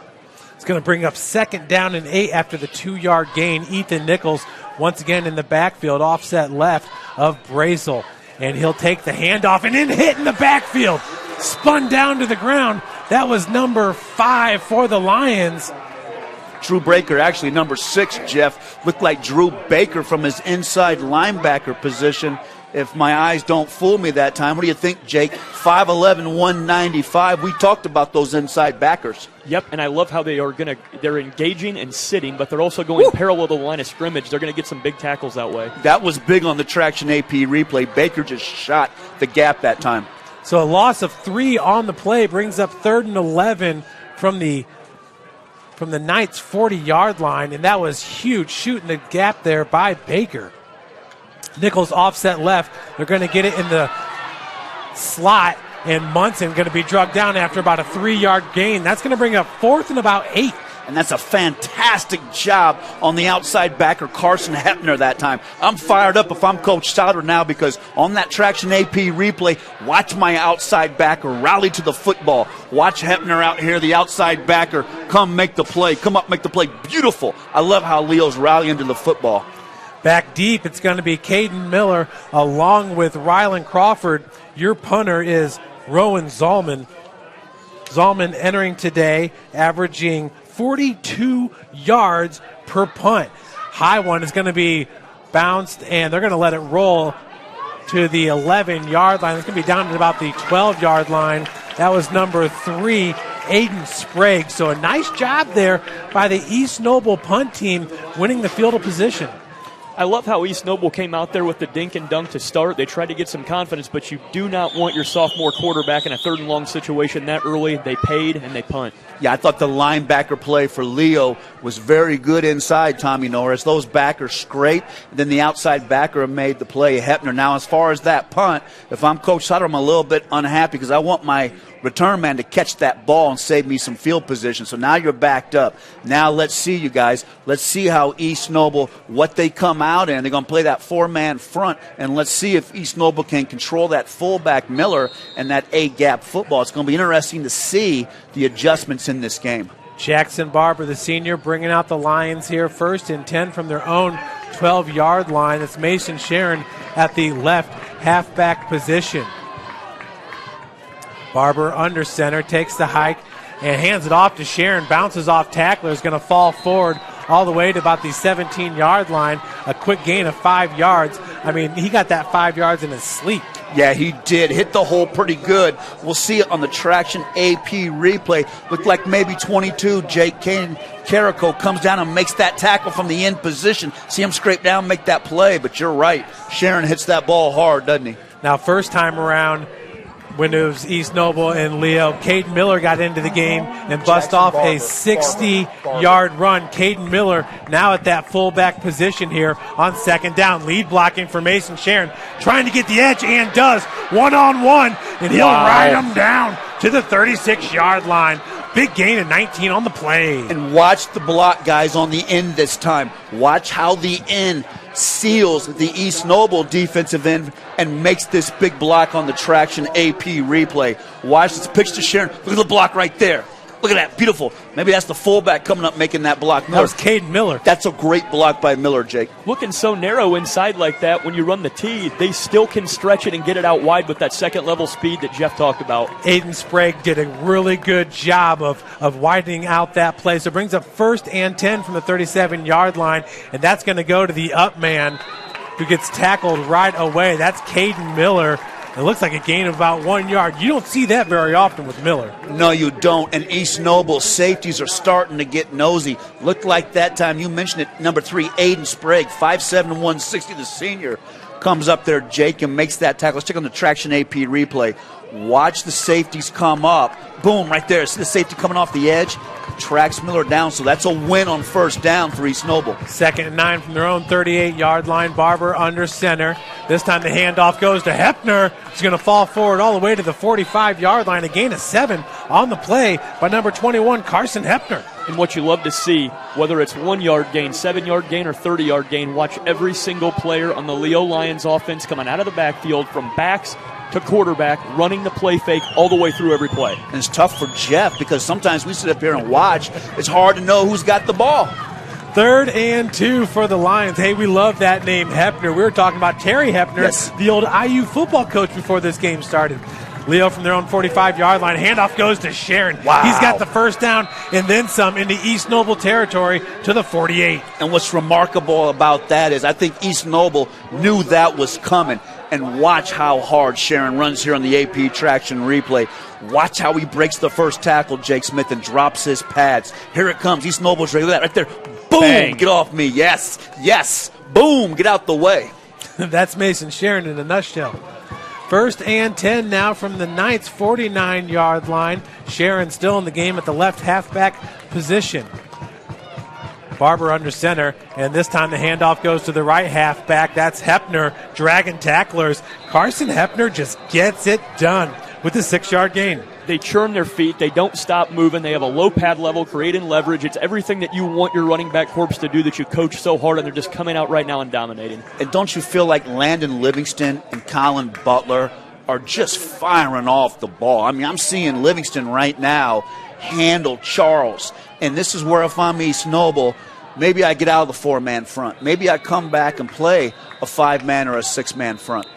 Now, heading into today, Leo only giving up 11 points per game. What is the best recipe for a defense is an offense that eats up the clock. Now, that's Carson Hepner down on the field for Leo. He's going to pop up to his feet. He'll head to the sideline and catch a breather, but only giving up an 11 points per game are these Leo Lions. Looking at East Noble, giving up 18.3 points per game. So that's one thing I do love about this offense is it keeps the defense resting. That's so true. And, boy, I tell you what, keep an eye, though, on Hepner because Hepner plays both ways, and Hepner's very, very important at outside linebacker. So it's going to bring up 2nd and 5 now from the Knights' 44-yard line. Sharon once again at the left halfback position. Barber under center. The pitch goes to Mason Sharon. He's got lead blockers, and he's got a big gain over to the 20. Flips to the 17-yard line. Mason Sharon with a gain of 25 on the play. Watch the kick-out block by DJ Allen, the Traction AP replay. And as Jeff loves to say about Sharon, watch how fast Sharon goes from 0 to 60 on this play. Watch the toss here to Sharon.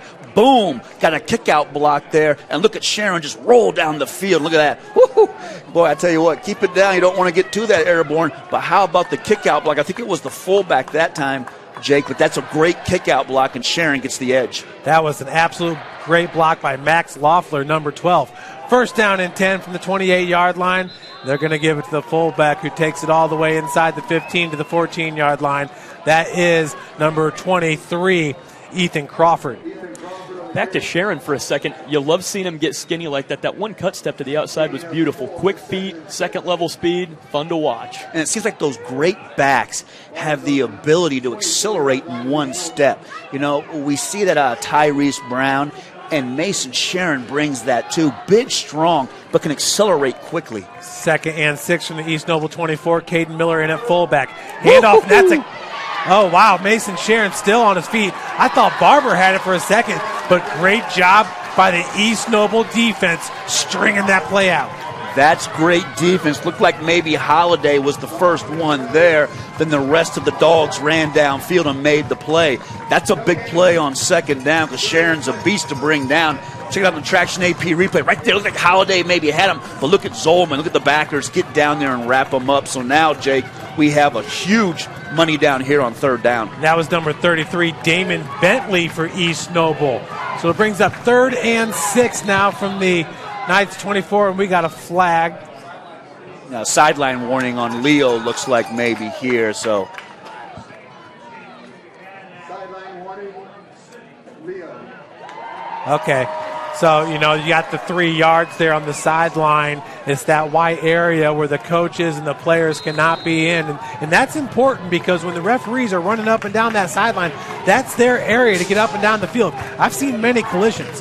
3rd and 6 now from the East Noble 24-yard line. Barber hands it off, and that is, I believe, number 21, Carson Hepner. We'll have to take a look at it here. That is Hepner back in the game. It sure is. And to your point, too, Jeff, on the sidelines, you've got your chain gang down there. They've got to be as accurate as possible, so you don't want to get tangled up with them. So good warning by the officials there. And how about Hepner on the Traction AP replay? Watch Hepner from the right halfback position. Look at that push. Boom. See how his pads are always going forward? That's a tremendous run. And now a huge play here. A big 4th down early on.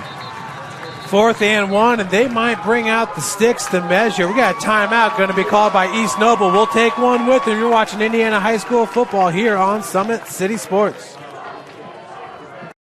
I'm Matt Wolford, president of the IHSAA Foundation, and we need your help. We need your help so the youth of our community can develop advanced leadership skills. We need your help giving high school administrators and coaches the instruction and insight they need to be better role models and teachers. To learn more or to make a tax-deductible contribution, go to ihsaafoundation.org. You'll not only be contributing to the foundation of the IHSAA, you'll be contributing to the foundation of our community.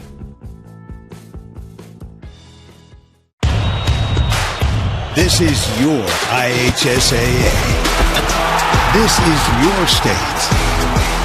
This is your high school. This is your athletic association. Fans, I'm IHSA Commissioner Paul Knighty, and we're here to make sure that all of this remains. 4th and 1, everybody, on the 19-yard line for the Leo Lions. That's Jackson Barber. The pitch goes to Mason Sharon, and that's a good call.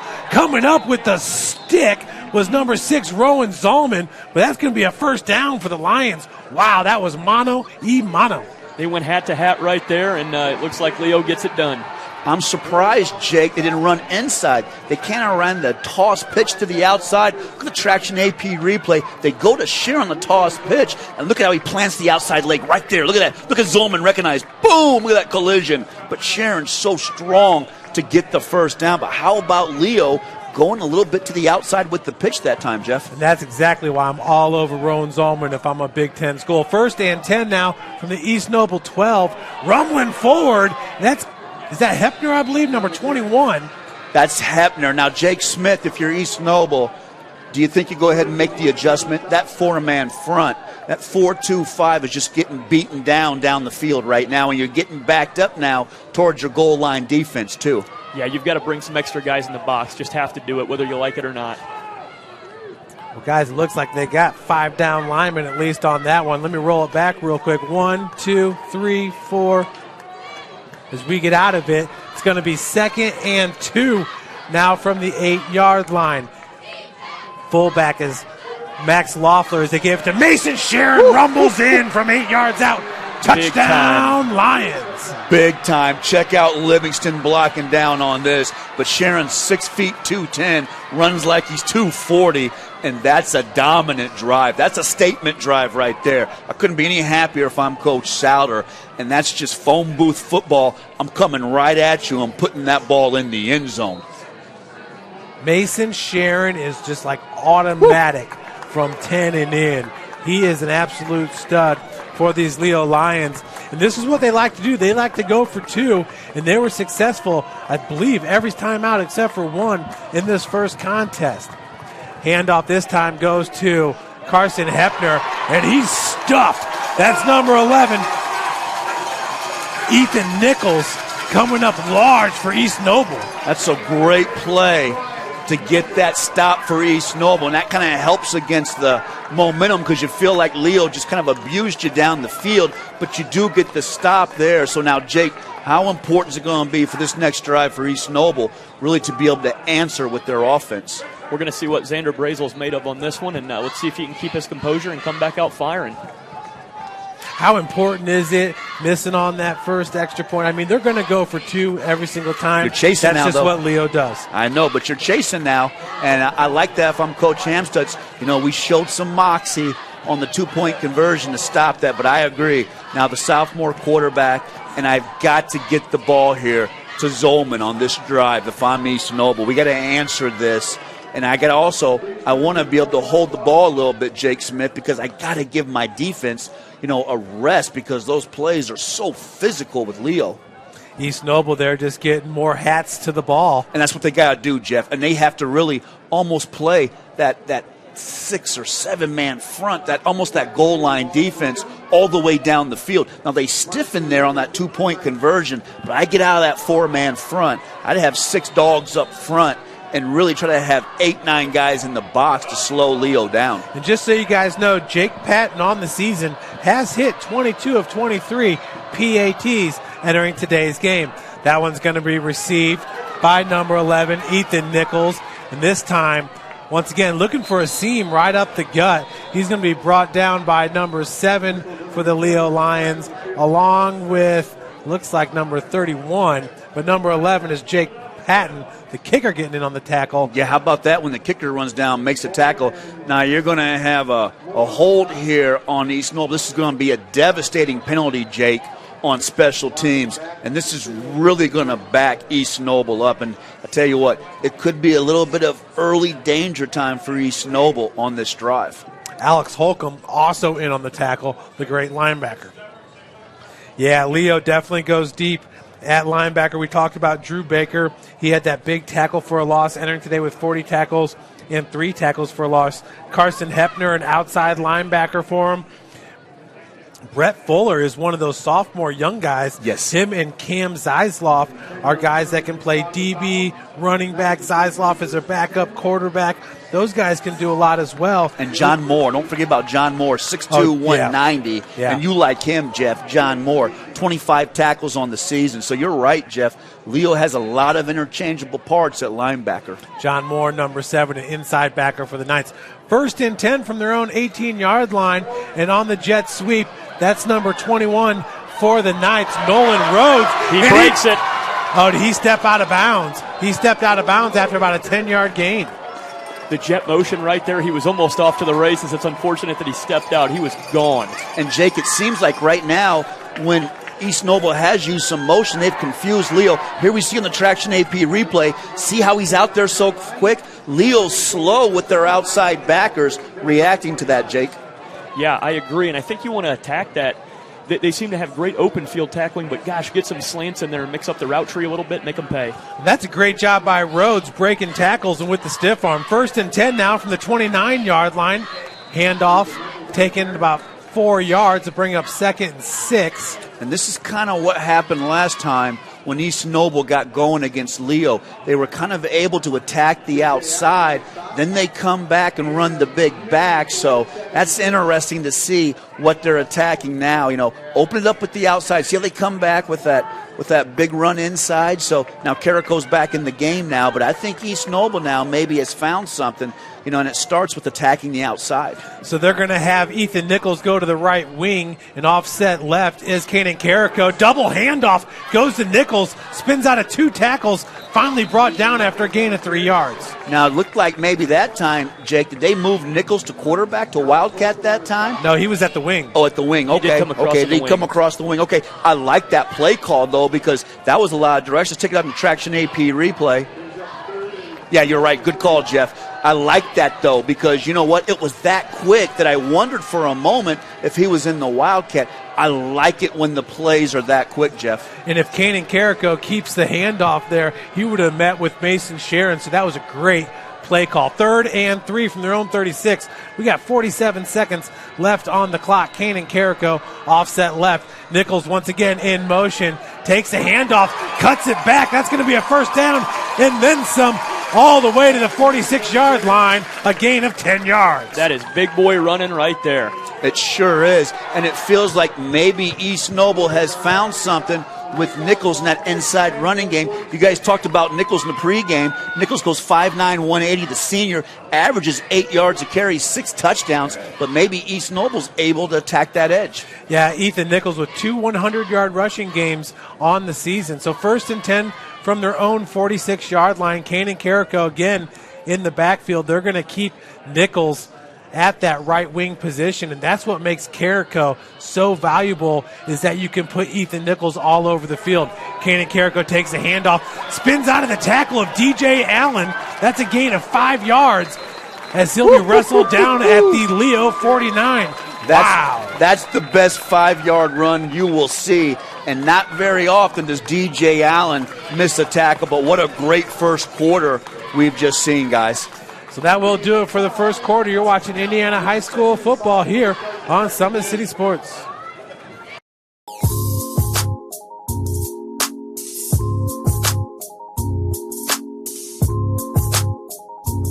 There are tons of benefits to using compression therapy, but my favorite are speeding up muscle recovery, reducing swelling and inflammation, and improving my athletic performance.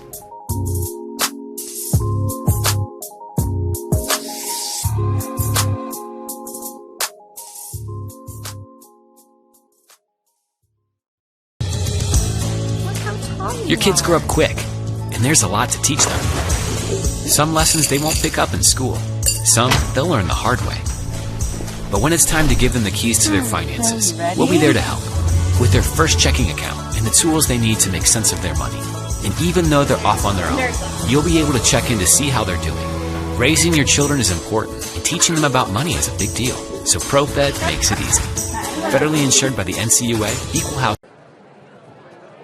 Guys, let's take another look at this run. You called it one of the best 5-yard runs you're ever going to see, Joe Walburn. Kanan Carrico, as I just said, gets stronger as the game goes on. Look at him spin through that tackle. Yeah, runs right through DJ Allen, 6'8", 245, the Rutgers recruit. And I agree, Jeff. Carrico gets stronger with more carries. 2nd down and 5. In motion is Nichols. He takes the handoff, and that's going to be a first down and then some. 7-yard gain before he's gang tackled. And Jake, talk about the guard that time, or excuse me, the tackle, Zach Lighty, come down and trap on that. I like how they move those offensive linemen around, Jake, on that play. Watch this on the AP traction replay. Watch the offensive lineman pull. Look at him pull out there. Look at that block. Boom. See how he seals it? That's beautiful when you can pull those linemen and they're that good in your run game. And a cut step off there with the wing helped, too. That was wonderful to the outside. Hey, number 63, Zach Lady. He's only a sophomore at 6'3", 245. Watch out for the big man pulling. Tremendous prospect out there. 1st and 10 now from the Leo 43-yard line. It's Brazel out of the shotgun, and they're going to move Christian. And that's going to be a delay of game, and that's frustrating. And that's not Brazel's fault, Jake, because I'm a little upset because if I'm the quarterback, you got to get the play in the game. You want me to move my tight end over to the power to go power right. I don't have enough time to do that. And I guess you could have burned the timeout, but boy, you want to save those timeouts, Jake. And those at home, just in case you're wondering, yes, that is Chris Hood there, number 68, the big man right in front of you in the middle of the screen. 6'8", 325. Nichols, once again, coming around. They give him the handoff. They're going to that play often. Yeah, they're going to that wing a lot, and it seems like they're getting some good penetration there inside the middle. Still some great team tackling there by Leo. You know, Nichols comes in, Jeff, with 82 carries. So that's been a big part of their offense. You know, we're so used to seeing Carrico run downhill, but it's so effective the way they use their slot backs. Well, that just shows you what Coach Amstutz thinks about the sophomore offensive lineman because they want to get him involved. Look at the skinny over to Rowan Zolman. Big completion inside the 30. That's going to be a gain of about 15 yards. What did we say a little while ago, guys? Let's start going skinny post and slant, and boom, that inside's open. Heck of a catch right there. And you called it, Jake. Zolman, 6'5", 215. You said the slants there, but how about Brazel? How big is that for the confidence, Jeff? Look at the traction AP replay. The ball's out now. See how the ball's out early? And look at Zolman, 6'5", 220. Just a giraffe. Just going down the field and making a big play. And now they have Zolman in the slot. A huge mismatch there as Ryland Crawford's at the top of your screen, but it's going to be a keeper. Munson over the 25 and pushed out. How many looks are we getting from East Noble right now, Jake? They're mixing it up, and I love how they're putting the game in their sophomore quarterback's hands a little bit there. Get him to the outside on the run, put him on a quarterback sweep, and let's see what he can do. I like it, Jeff. Look at this traction AP replay. Twins up top. They come back and run quarterback sweep. Beautiful. Look at those hats down the field blocking for the East Noble offensive line. This is the drive that East Noble needed to be able to answer that Leo score. So that was Munson out of the Wildcat. Brazel back in with Kanan Carrico offset right. Munson now coming from the slot, takes the swing pass, breaks one tackle, and he's going to be rolled down for a first down, gain of 7. And how about the blocking out there that you always talk about, Jake, with our kids in the youth football? How important is it for the wide receivers to block out there? Because I didn't think initially, we see it on the traction AP replay, I didn't think initially there was a lot there, but watch the blocking down the field. We always say we will not pass to you until you learn how to stalk block. That was Nichols and Christian out there with the great blocking, just short of the first down. It's 3rd and 1 from the Leo 19-yard line. Brazel, another man in motion. It's Munson. They're going to give it to Kanan Carrico, and the big man falls forward for an East Noble first down. And that's pretty good defense up front on that Leo front four, but that just shows you the strength of Carrico. 6'2", 220, the senior, averaging 8 yards a carry. gets those tough yards there, Jeff. And this is a good-looking drive for East Noble. Carrico is a beast.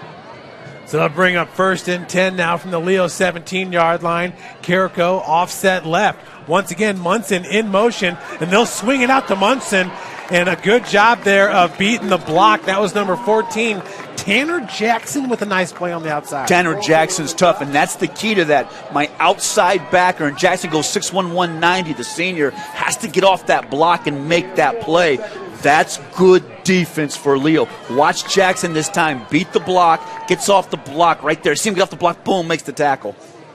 It's going to bring up 2nd and 6 now from the 13-yard line. A great play by Jackson, but still a 4-yard gain by this East Noble team. Brazel going to the air, and he's got Zolman, and that'll be a drop ball. Great defense by number 9, Rylan Crawford. Wow. And Crawford loved that. They like Jake Smith. They must have heard Jake Smith calling for the slant up here. But watch this in the Traction A replay. Tell me how good the free safety Rylan Crawford is. 6'3", 190, the senior. Watch him come and drop the pass. Right there, boom. That's tough, physical, aggressive football. He's going to make Zolman pay if he can hold on to that football. That was great speed of the break.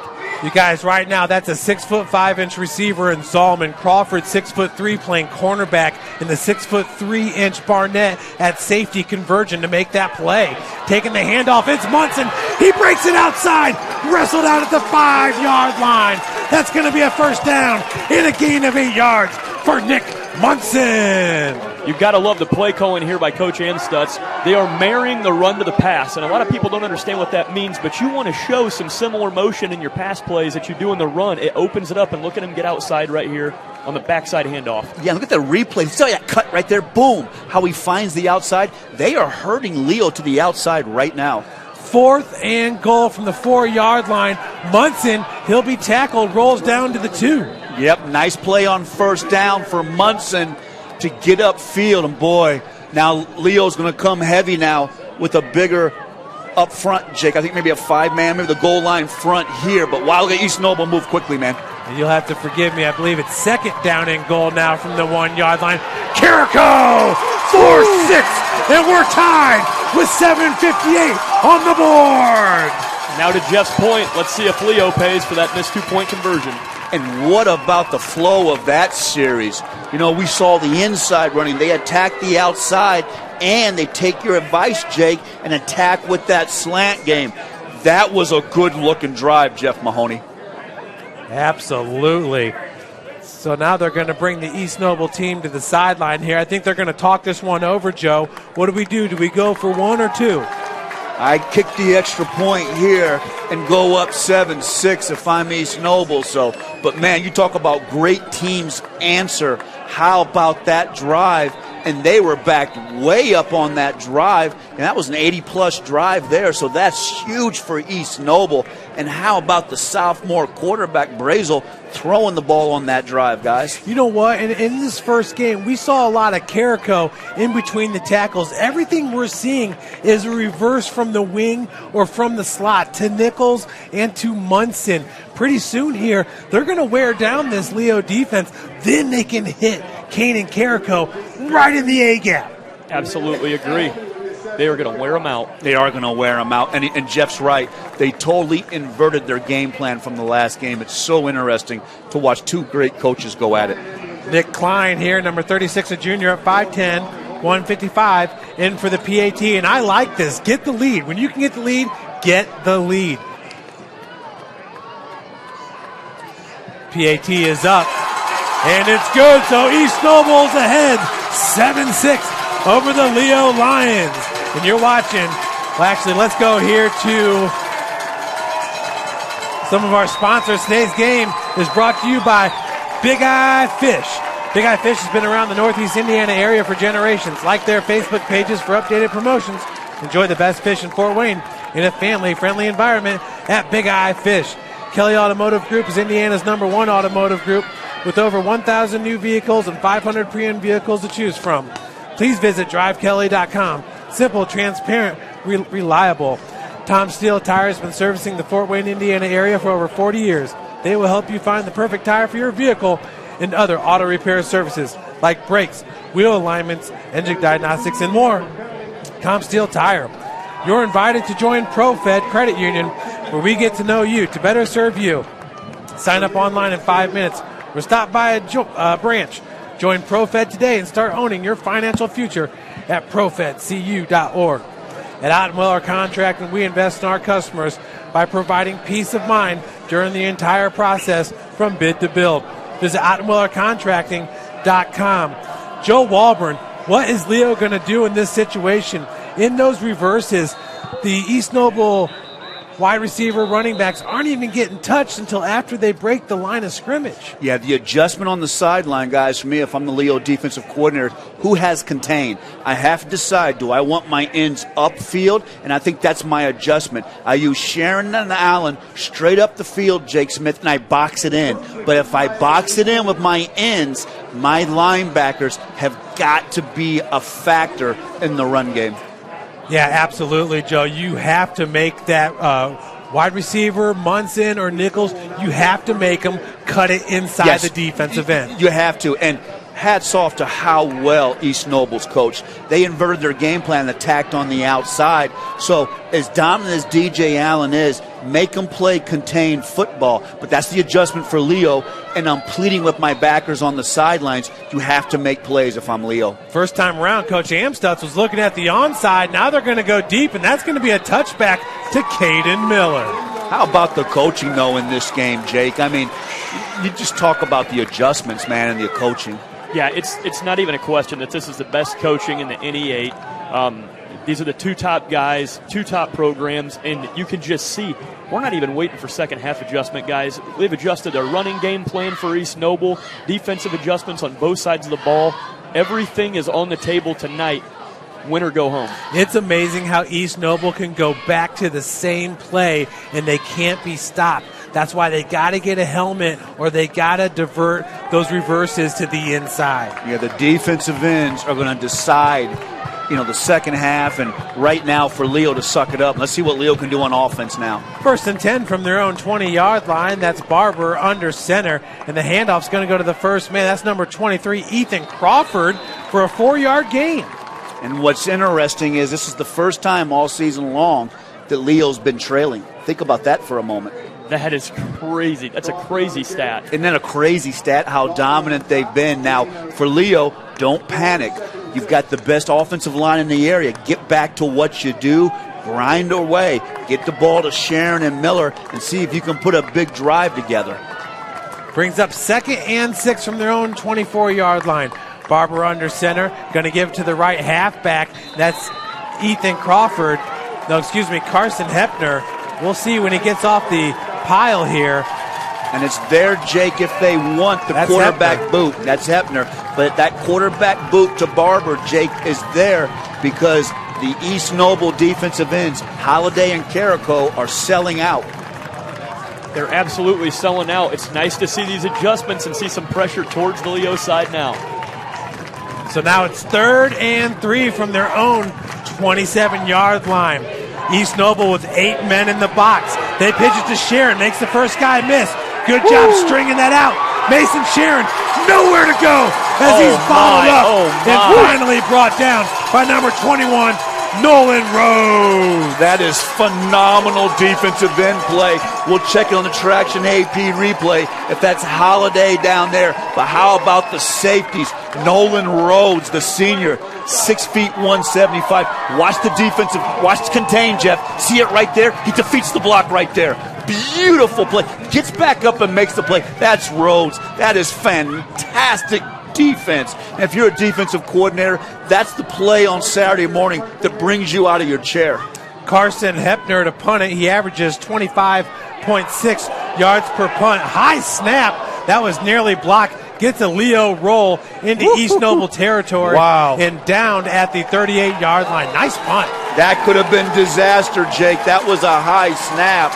And they're able to get it off. But now you almost feel like a little bit of danger time With Leo, it's like a heavyweight fight. Now East Noble begins to open up and throw their hands, my friend. They shifted the momentum completely, and a lot of people say defense wins football games. I like to say special teams wins football games, and a lot of mental toughness right there to get that punt off. That could have been a disaster. I thought East Noble was going to block it, Jeff. I mean, they had the block on. I thought they were going to get to it, so Leo dodges a bullet. Now let's see what Leo does with this four-man front, because they really got picked on that last drive to the outside. So let's see what the adjustment is with Allen and Sharon for Leo. And it's going to be Ethan Nichols in the backfield, offset right. And this time the wing is number 21, Nolan Rhodes, who's been making a lot of plays on defense. Handoff goes to number 11, Nichols, and that was to Rhodes' side. He's knocked out of bounds, but after a gain of about 3 yards. How about Max Leffler, 5'7", 160, comes up, the junior, and just puts the wood that time on the East Noble ball carrier. But, man, that's how you play the cornerback position. Check out the Traction AP replay. Watch Leffler come up and just bring the wood. See the bounce out here? Here comes Leffler right there. Boom! That's how you finish a play. Beautiful. Xander Brazel back out at quarterback out of the shotgun on 2nd down and 8 from his own 41-yard line. Kanan Carrico back in the game. Nichols at the right wing. And a quick pass finds Ethan Nichols over the 40 to the 46-yard line of the Leo Lions. Huge gain to 15 on the play. Coach Amstutz just found some kryptonite right there. Let's take Jeff's point and attack the outside run game. They've got to send to play outside contain, shift those players back in, and that inside passing game is opened up, and the sophomore quarterback delivers. And watch how fast the ball comes out in the traction. See, it's out so fast. It's so tough on your inside backers for Leo. 1st and 10 from the Leo 45-yard line. This time it's a design run for Munson, who gets pushed out at about the 42. That'll be, no, they're going to stay at the 44. That's a gain of 6 yards on the play. Yeah, Munson's been such a weapon. 5'10", 190, the senior, Jake, averaging 10 yards a carry and 4 touchdowns.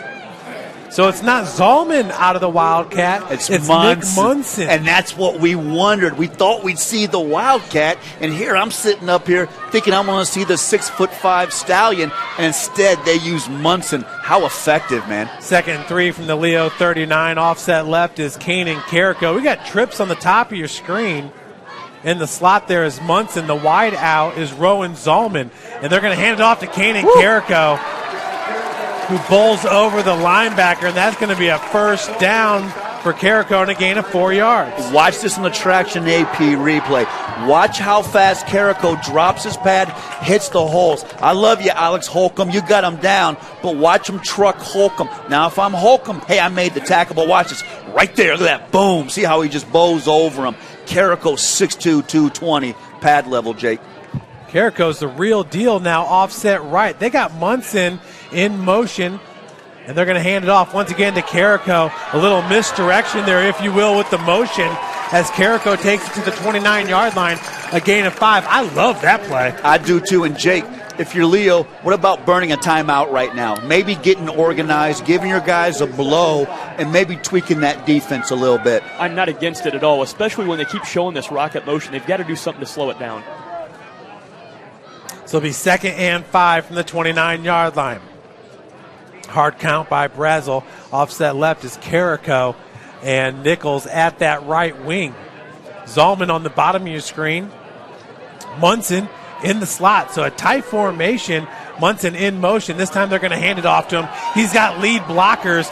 Munson all the way down to the 22-yard line. That'll be a gain of 7. And an East Noble 1st down. And it almost feels like ISO football, Jake. They bring the motion, and it turns that pistol formation almost into a pistol eye, the way they run that play. They're getting outside so fast that Leo doesn't have a chance to get to the point of attack. I agree with you, Joe. I think you burn a timeout and reconvene here. Yeah, I would definitely burn a timeout if I'm Leo. And I think my outside backers have to play a little bit tighter towards the line of scrimmage if I'm Leo. So to be 1st down and 10. Brazel this time. The pitch goes out to Carrico. Yes. It is DJ Allen. Wow. Wrestle him down at the 26. A loss of 3 yards on the play. This is why he's a Big Ten recruit. Beautiful play by DJ Allen. Watch him defeat Hood on the block and bring Carrico down. This is the only tape you have to send to Big Ten schools. This is why DJ Allen's Big Ten. Watch it in the Traction AP replay. Gets off the block right there. Look at defeated right there and makes the tackle. Beautiful play by DJ Allen. That's the adjustment. The ends must take the contain. In motion, that is Munson for East Noble. Boy, a lot of eye candy, a lot of motion, a lot of movement, a lot of thought put into this game plan. Interesting, Jeff. Wow, very interesting, this chess match, Jake. Unbelievable. So a timeout going to be called by East Noble. Summit Volleyball trains and builds the highest quality volleyball players in the area. From ages 5 to 18, our players are equipped with elite level skills and a foundation of life skills. Jump on board. Together we can reach the summer.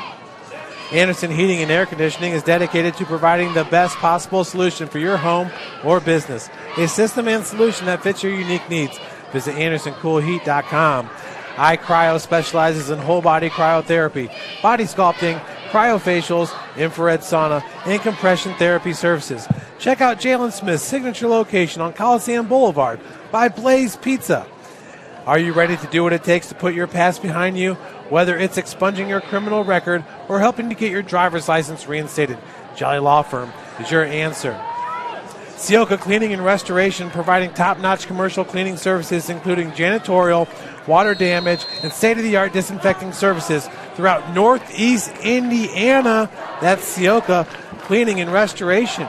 2nd and 12 for the Knights. This time the handoff goes to Big Zalman, trying to get the edge, falls forward for a big gain of about 8 yards. Again, they attack the outside. Watching the Traction AP replay, Mason Sharon has contain on this defensive end. Mason Sharon loses contain, and Zolman runs wild. Watch it right here. Right there. You see Sharon? That's contained. Sharon has to widen out, and that'd be my adjustment right now with Leo. I'd widen my ends out a little bit and bring my linebackers up. And quickly, a nice update for Jake Smith. Columbia City 21, Angola nothing. So it's good to see Columbia City play some good football on the other end of that bracket of this sectional. Yeah, and 27-0 Concordia up on Northwestern as the handoff goes to Carrico inside the 15 to the 14-yard line, a gain of 4. You know, I always make a comment that a football game is a little romantic, almost like a movie at times, and you have a plot and everything builds up to it. And what you're seeing right now in the game and the game plan by both these coaches is just the adjustments are building up to this finale, and both sides are doing it. It's going to be an incredible second half as we continue to get through this first half of football as we dwindle the time down. And Leo burns a timeout to get organized, Jeff. I like the timeout. It's going to be 4th and 1. Now, if I'm Leo, this is where maybe I roll into a 5-6 man front and try to show a different look, because East Noble has attacked to get to the outside, but I bet you East Noble runs the big back inside here. Boy, East Noble just cannot be stopped, and I love what we're seeing with these reverses, Jake Smith, how it's misdirection football, but from the wing and from the slot. They're running Ethan Nichols to the wide side, and then they're bringing Kane and Carrico in with the handoff. I mean, we are seeing some great football here from East Noble and Coach Amstutz. And even getting Munson involved in the game plan a little bit. To Joe's point earlier, maybe a dark horse that you wouldn't have expected to get so many touches, but they're giving the ball to everybody, and everybody's contributing right here to these drives. And I think Munson and the Wildcats been effective, and the ability for Brazel to throw the football. So a great job in the first half with the game plan. Another score to pass along. Jake will find this interesting. Second quarter late. A good one over at Cherubusco. Adams Central 6. Cherubusco nothing. So Cherubusco's hanging in against Adams Central. 4th and 4 for the Knights from the Leo 14-yard line. They're going to go heavy on the left side. Rowan Zalman. And it's going to be a keeper. Munson in for 6 from 14 yards out. Nick Munson with the touchdown. Wow, Friday night football right there. I love it. You show jet motion again, and guess what? Backside wide open. He's to the house, ladies and gentlemen. That's a great call, Jake. They show the motion away like you said. Hood secures the block on the end. Look at the Traction AP replay. Jake calls it motion. Look at the down block on the end right there. It's all over, Jeff. That's a great play call. Oh, my, is East Noble well coached, man. Man, wow. we have been seeing that all game long. They are just masters of deception. Yes. With the man in motion from the outside. That time, they telegraphed the run going that direction, moving the heavy side, the wing and the tight end from the right to the left, but then going the other way with the motion, caught the defense off guard. Nick Munson nearly walked in. Coach Anstutz right there has got two things. He's got trust in his players, and he's got guts. That right there could be a game-shifting play that sets the scenario for them taking a sectional championship later on. I agree. The guts, because it's 4th and 1. You don't run between the A gap. You bounce it outside and attack to the outside against Leo's best defender, DJ Allen. But what I liked about it on the design of it, they doubled down on Allen, got the seal block, but you're right. That's a gutsy play call, because it would have been so easy to hand the ball to Carrico between the tackles. 100% agree with you there, Joe. Woo. Well, right now, there's no doubt about it that everybody here in the stadium in Kendallville on the Leo sideline is guessing when it comes to this East Noble offense. Oh, absolutely. You don't know what you're going to get. Now, if I'm Leo, I've got almost 2 minutes left. I want to get some points, but I got to get to the locker room of my defense, Jake, and I got to quickly make some adjustments on defense if I'm Coach Souter and Leo. 14-6, East Noble on top, and that's going to be taken off the bounce by number 11. I do believe that is Max Loeffler, number 12 for Leo, who rolls down. That'll be good field position to the 33. Good return, good heads-up play by Loeffler. I like him, 5'7", 160. The junior gets upfield. Now Leo is a heavy-laden senior team. This is where Leo's got to suck it up and understand situational football. And Tommy Norris has been calling for Crawford all year long. Maybe this is where you see Crawford, Jake Smith. Maybe you get number 9 involved here if you're Leo. Tommy Norris and Joe Walburn been calling for Crawford all year long. We'll see. Yeah, here we go. And now see splits out wide. Exactly. Now it's going to be man on man. That's Munson, but you see splitting the difference there is Ethan Nichols on the top of your screen. Handoff goes to Hepner. Falls forward. That's a gain of about 10 yards on the play and a first down. And these coaches duking it out right now. You split your wide receiver out wide in a one-by set, and immediately the defense is thinking pass. So what does it do? It opens up the interior run game again. Yes, and Crawford's so good. You're right, Jake Smith. They have to put a second defender out. How fun is it to hang out with us and watch these adjustments, and Leo runs where the defender was? First and 10 from their own 44-yard line. Barber with the handoff to Sharon. Following his blockers, that'll be a tough 3 yards for Mason Sharon. Guys, I have some updates here. 14-14, New Haven at Huntington North. Woo. Remember, New Haven pulled away in the second half last week. Delta is on top of Southside, 14-0, and Wayne has a 13-0 lead over Marion. Wow, how about Wayne? And boy, Casey O'Boyle was all over that, wasn't he? I felt like Casey knew something and wasn't telling us with that matchup. 2nd and 7 from their own 47-yard line. We're inside 1 minute to play. Man. But we got a pass to Mason Sharon, who makes the grab all the way to the 40. How about that? 1st and 10 now from the East Noble 40. The pitch goes to Carson Hepner around the left side. He's got blockers, and he bursts through. Carson Hepner at the 10, and he'll be taken down at the 8-yard line. That's a gain of 32 yards. Wow, what a high school football game, Jake. Goodness sakes, guys. Woo. And what did we say earlier? As soon as you want to start counting Leo out, even with a strong running attack, they can get down the field quick, fast, and in a hurry. And for all you Leo fans out now, we are 1-for-1 passing tonight. I see you, Coach Souter, with the adjustments, moving Crawford to the outside. 1st and goal from the 8-yard line for Barber as the pitch goes to Mason Sharon, following his blockers down to the 2-yard line. Gain of 6. You got to burn a timeout here. Yep, you got the timeout if you're Leo. How about the tempo, though, of Leo to get down the field? And I love it when Coach Souter moves Crawford to the outside. Guys, check out Carson Hepner one more time. Entering today, averaging 10.1 Beautiful yards per carry. See how he blasts out? He plants the outside leg, identifies the hole, blasts through it, and gets down the field in a hurry. But I tell you what, moving Crawford to the outside, East Noble just doesn't quite know what to do. I would play man-to-man with Zolman outside if you move Crawford out on me, Jake. But East Noble's putting 2 defenders out, a couple less guys in the box. and Leo takes advantage of it. We are seeing tremendous coaching, tremendous in-game adjustments. Joe, and that's absolutely why Illinois State loves Rylan Crawford. Did you see that blocking downfield? Now here's the run by Mason Sharon. And you see East Noble's got extra guys outside. Look at Sharon. Boom, boom, boom. Fight that ball down the field. Now if you're East Noble, you're pleading with Holiday. You're pleading with Charles for a stop. This is a huge play in the game right here. Joe, did you just see that man strength by Caden Miller on that block, the fullback? Second and goal from the 2-yard line, and now Coach Amstutz is not having it. He's going to have to reconvene with his boys. Good timeout. Amstutz wanted to see where's Crawford at. Is number 9 going to be tight on the end, or is he going to be split out? Leo shows him split out, so Amstutz burns the timeout. You got to go man-to-man out there, and you got to bring that defender up at the point of attack, and that's the cat and mouse right now going on between the coaches, but man, oh man, Jake.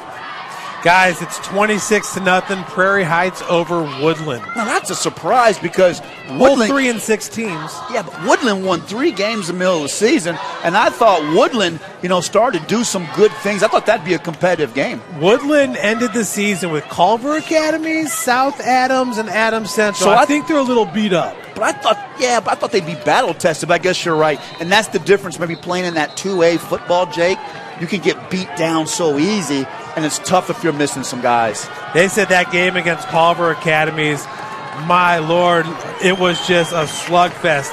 They had not played a physical team like that almost ever. So, second and goal from the 2. Now, look, wide receivers wide. Watch the quarterback draw here. Look at this formation with Mason Sharon lined up 6 yards off the line of scrimmage. Good timeout by Coach Amstutz. Leo comes out and shows you 3 wide receivers, Jake, and 1 tight end. So what's Amstutz do? Burn the timeout. You know what I'm doing if I'm Amstutz? I'm going to my inside backers. I'm saying now, look, Conley and Bentley, look here, boys. They're not throwing this ball. They're going to run this ball either quarterback draw or they're going to hand the ball to the back and run back up in the middle. I'm telling my inside backers, you've got to make this play, Jake. These 2 coaches right here are just showing their moxie and why they are in this position that they are.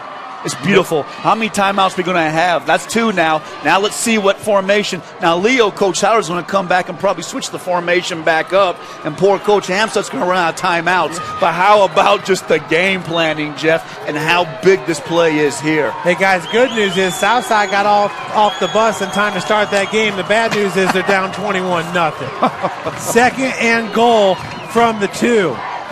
Sharon once again lined up deep, and that's Jackson Barber under center.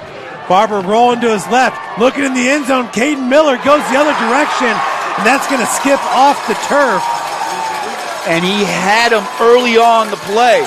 Now, we haven't seen that from Leo with Barber. I'm a little bit surprised. He had the slot early on, Jake.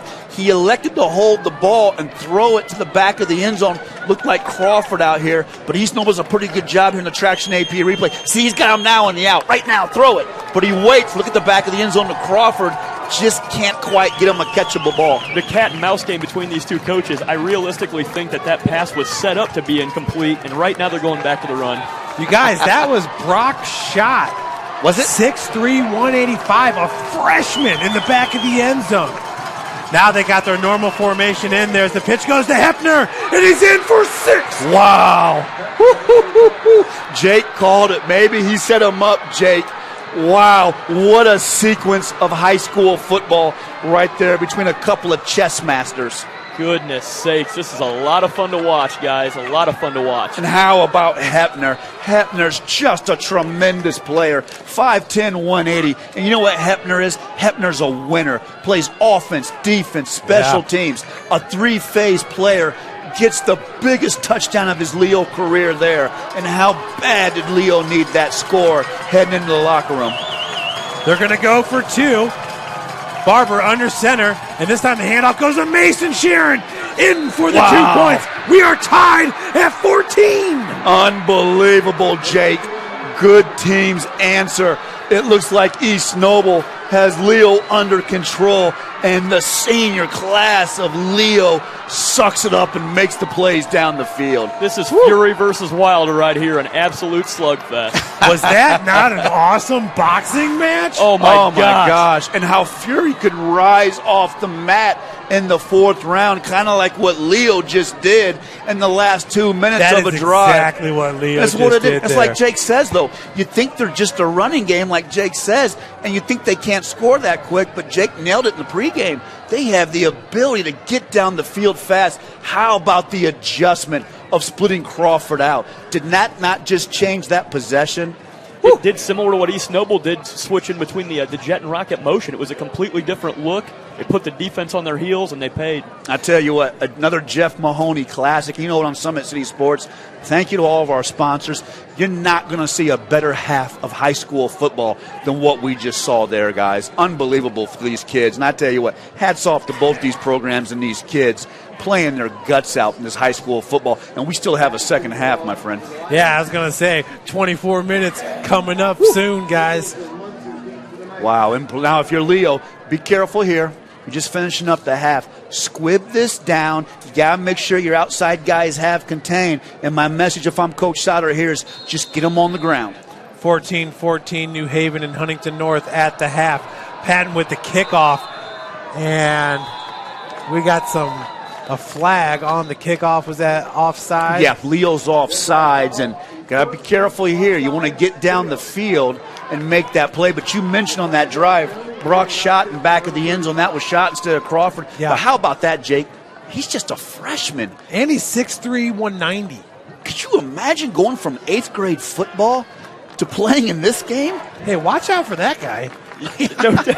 No doubt. I mean, you go from playing like Indian Hill Springs, you know what I mean, to over here playing East Noble in a sectional championship game. You talk about a step up in class, but Shot's a tremendous prospect, and wait till he gets in the weight room and gets some size. Now, I will let you guys know. Now, number one, they can't let this kickoff go back to that third row there. That's a little bit better, right in front of Trace Holiday. It's slowed up. Nichols takes it off the high bounce. Nowhere to go. And that's going to do it for the first half. And what a first half we had. We are tied 14-14. We're going to take a quick break, and then we'll be back with Joe Walburn and Jake Smith here for the Kelly Chevrolet halftime show.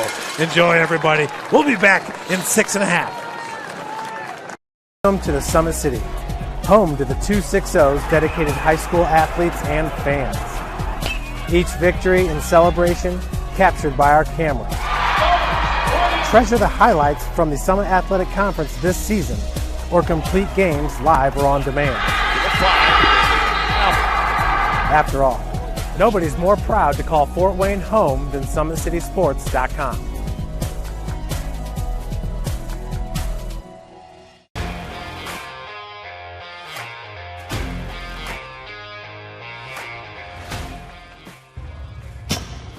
I like to stay active. I try to come in here at least 3 times a week and just get my 1-hour workout in. Since September, I think I've put on 22 pounds of muscle. I think my vertical has gone up plus 5 inches. I've gotten a lot faster since then, too. I can hit the ball further. In football, I can push people around more. It's basketball easier, too. Just being stronger just makes everything easier. Brandon started with gym rats basketball training. After one of the sessions, he came up to me and he wanted to know if he could do more. So Brandon started the EDGE program in November, in addition to the club training he was doing, because it offers personalized programming for his athletic goals. PSN Performance uses a long-term athletic development pyramid. At such a young age, it's really good for Brandon to set the foundation of athletic development. Since he is in season all year round, he has to be ready for all the physical demands. So he does a lot more strength training, just because in basketball he sprints and cuts a lot. In baseball he's doing a lot of sprinting. In football he does a lot of sprinting and jumping. So preparing him to withstand the physical demands of those games, he does a lot more strength training. I like all the lower body stuff the best. I do goblet squats, split squats, back squat, front squat, a lot of those. Tyler knows what's best for me. He always points me in the right direction. He just pushes me to go harder every day. I was once a Southside kid who was led on a journey by high school football. A journey that taught me discipline, toughness, and the skills that made me a success. As a businessman with a CPA license who owns his own firm, I still use the building blocks of high school sports in my everyday life. Someday sports will end no matter what level you reach, but you will be left with the skills to compete in the next game, the game of life. Thank you for watching Summit City Sports. To help broaden our coverage, we're asking you to become a monthly sponsor to our Patreon account. We produce weekly highlights and live video broadcasts. When the Homestead girls golf team won its first state title in program history, we were there. When Fort Wayne brought back 3 state titles in cross country, we were there. We believe in sharing positive stories and setting the standard for how high school sports should be covered. Join us and donate today.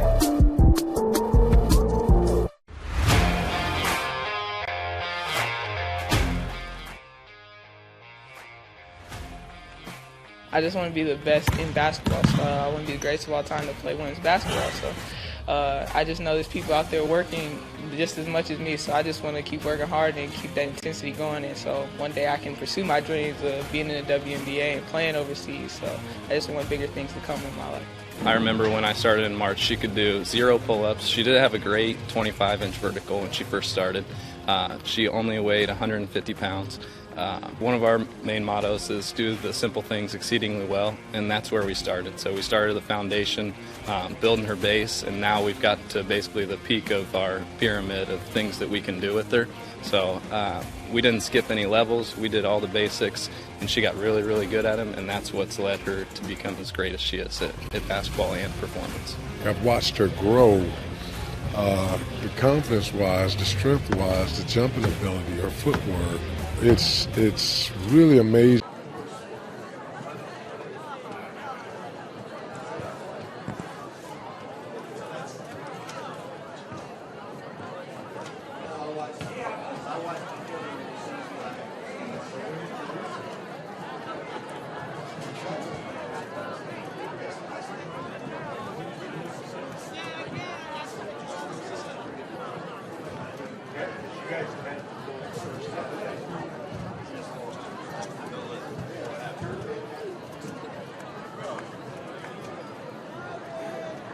Okay, welcome back, everyone. Sorry about those technical difficulties here. But, Jake, once again, let's talk about that East Noble defense. They're stringing out that play that we just showed before we had some of those issues. Yeah, man, Aiden they Sprague. are playing. They're doing a great job. Yeah, Jake, it was Aiden Sprague we were talking about. He comes in with 55 tackles, 7 tackles for a loss, also 2 sacks, 5'7", 155. Rhodes, number 21, and Sprague, number 3, from the safety position, really gave Leo some fits in the first half. Sprague looked fantastic, and he didn't try to do too much there. You get outside and then turn the play back in and let the rest of your team come make the team tackle. Yeah, that was a big stop because Leo was forced to punt there, Jeff, and then East Noble was able to drive down the field. And as far as the East Noble offense, how big has it been the passing of Brazel on those slant routes? That's really kind of opened up the Leo defense. Playing like a senior out there instead of a sophomore. Yes, he has, and we talked about in pregame, 13 touchdown passes, 4 interceptions, so we like the decision-making, but I liked how they isolated Zolman, on that slant route and attacked that, and even came back at one play in the second quarter, Jeff, where they were able to throw a real quick pass. I believe it was to Christian that caught that, or maybe it was Nick Munson that caught that, but I like the way they're attacking with their quick passing game and really getting out on the edge. Now, if I'm Leo, my adjustment if I'm Leo now is my defensive ends need to widen a little bit. I want Sharon and Allen to widen a little bit. Let's take away the outside. Now, you have to watch how you motor up the field. I don't want to overrun stuff, but I want to widen a little bit, and my backers must take a step forward, my 4-4, and I need my inside backers. If I'm going to widen my ends a little bit, my inside backers, if I'm Leo, with Holcomb and Baker, have got to play big in the second half. And talk to me, guys. What's the Leo defense thinking right now? Because we're seeing misdirection at its finest. Yes. It's like, which side of the line is the ball going to go? Now, let's check out this touchdown here. You see Rowan Zolman go in motion. Right before that, you saw the tight end and the wing switch to the right, to the left-hand side. So you're giving the defense a lot to think about pre-snap on that play. And that was good, Jake, because they used the tight end Christian with Hood, and they doubled Allen. And they whammed down on Allen, And that was a gutsy fourth down play call to bounce that to the outside.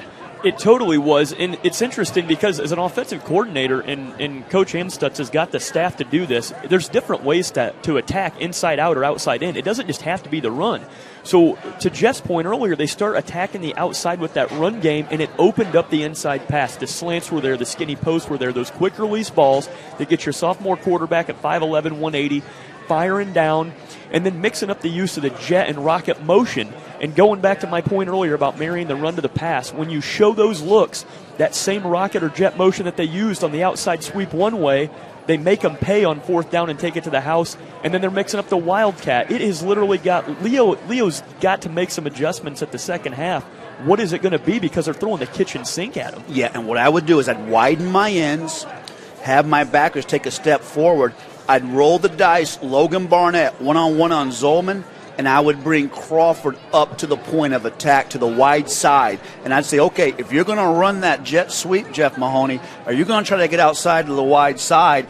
I've got my fastest, strongest defensive back to the wide side. All of a sudden, I take away the wide side look. Now, I've got my dogs inside at inside backer, but I'm telling Barnett, hey, baby, I love you, but you're one-on-one on Zolman, because if I'm going to stop these sweeps and this run game, I've got to move one of my dogs, one of my pieces up, and I do it with number 9, Rylan Crawford, and I fall back on Barnett. 6'3", 190, a junior, but I think Barnett can hang with Zolman, and I make East Noble beat me over the top, Jake Smith. Well, I'll tell you this much. Coach Sauter is on the other sideline, and he's thinking, man, these boys came to play here at East Noble. They're throwing everything at us. Now, this is Leo's final drive. Check out this play here. Jackson Barber going to throw it up to Mason Sharon.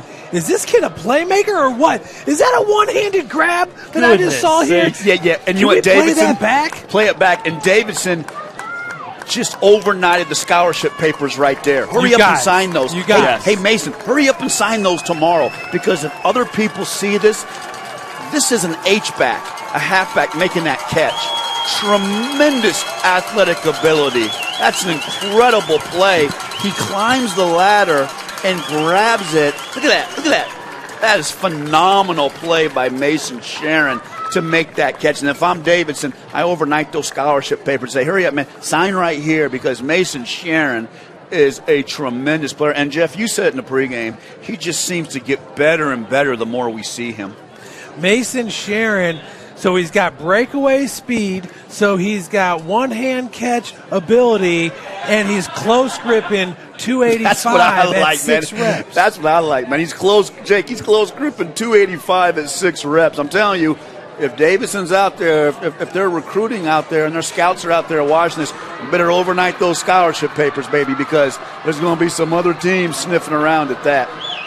The one-hand grab. So, yeah, I really love that one. And I'll tell you what. What a game. What is this game going to come down to, Jake, in the second half here? I mean, Leo's going to come out. They're going to get the kickoff. Okay, so they're going to have the ball first. But what does Leo have to do to take control of this game and win it in the second half? I mean, East Noble got them last year and got the sectional title.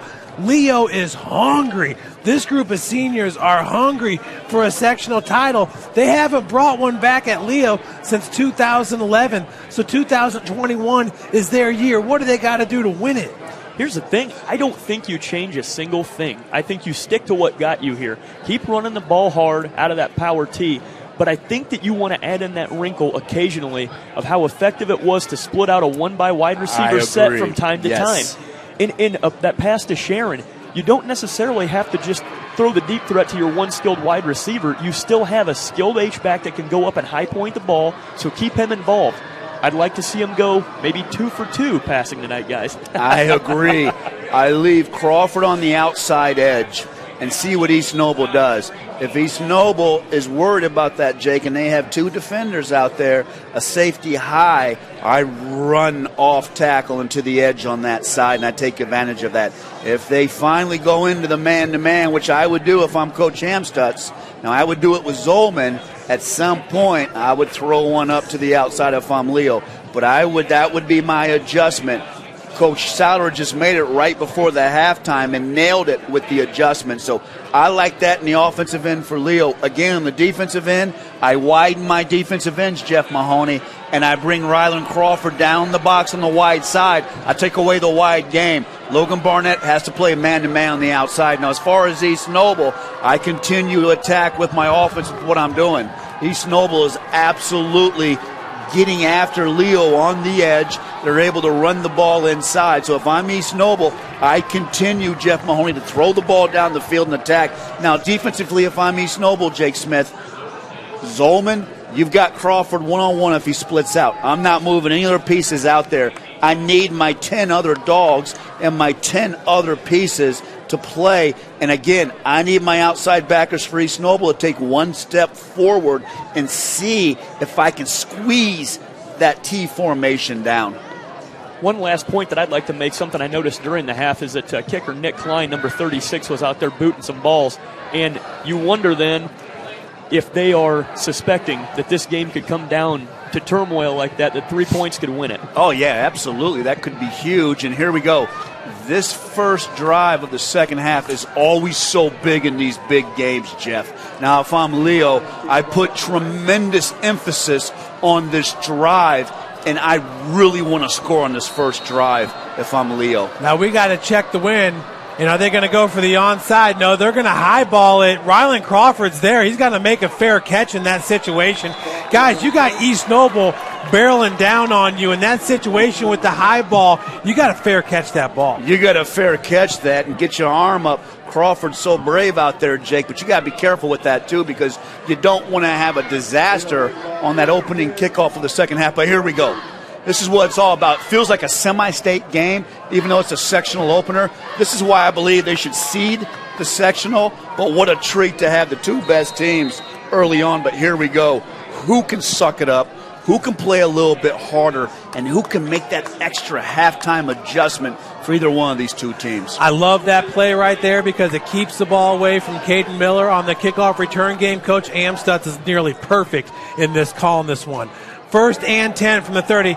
Mason Sharon cutting back, and he's not going to get to the 35. That's going to be a gain of 4 after the loss of forward progress. And there's your adjustment. You see, they leave Crawford out there, and now out there for East Noble, they're going to play man-to-man out there on Crawford. There's your adjustment, Jake Smith. And what Leo do? They wanted to run Sharon right back to that edge, that strong side that Crawford split out on. So let's continue to watch and see what East Noble does. Here comes Crawford. Now look at East Noble. Man-to-man out there with Zolman. Everybody else in the box. I like the adjustment for East Noble. Second down and 6 at their own 34-yard line. Barber gives it off to the fullback. That's Caden Miller. Nowhere to run. A gain of 2 yards on the play. I'm telling you what, Caden Miller, I feel like it's a matter of time before he busts one. Yeah, and those safeties for East Noble, Jake. That time, Nolan Rhodes. Those safeties have been fantastic tonight for East Noble on defense. One small wrinkle with East Noble is they've got to continue to fire off the ball quickly. To Jeff's point earlier, with the 3-yard depth that they run in the tee, they've got to fire off and get to the point of attack quickly. Nolan Rhodes has been great. Some of these undersized defensive players have been awesome for the Knights.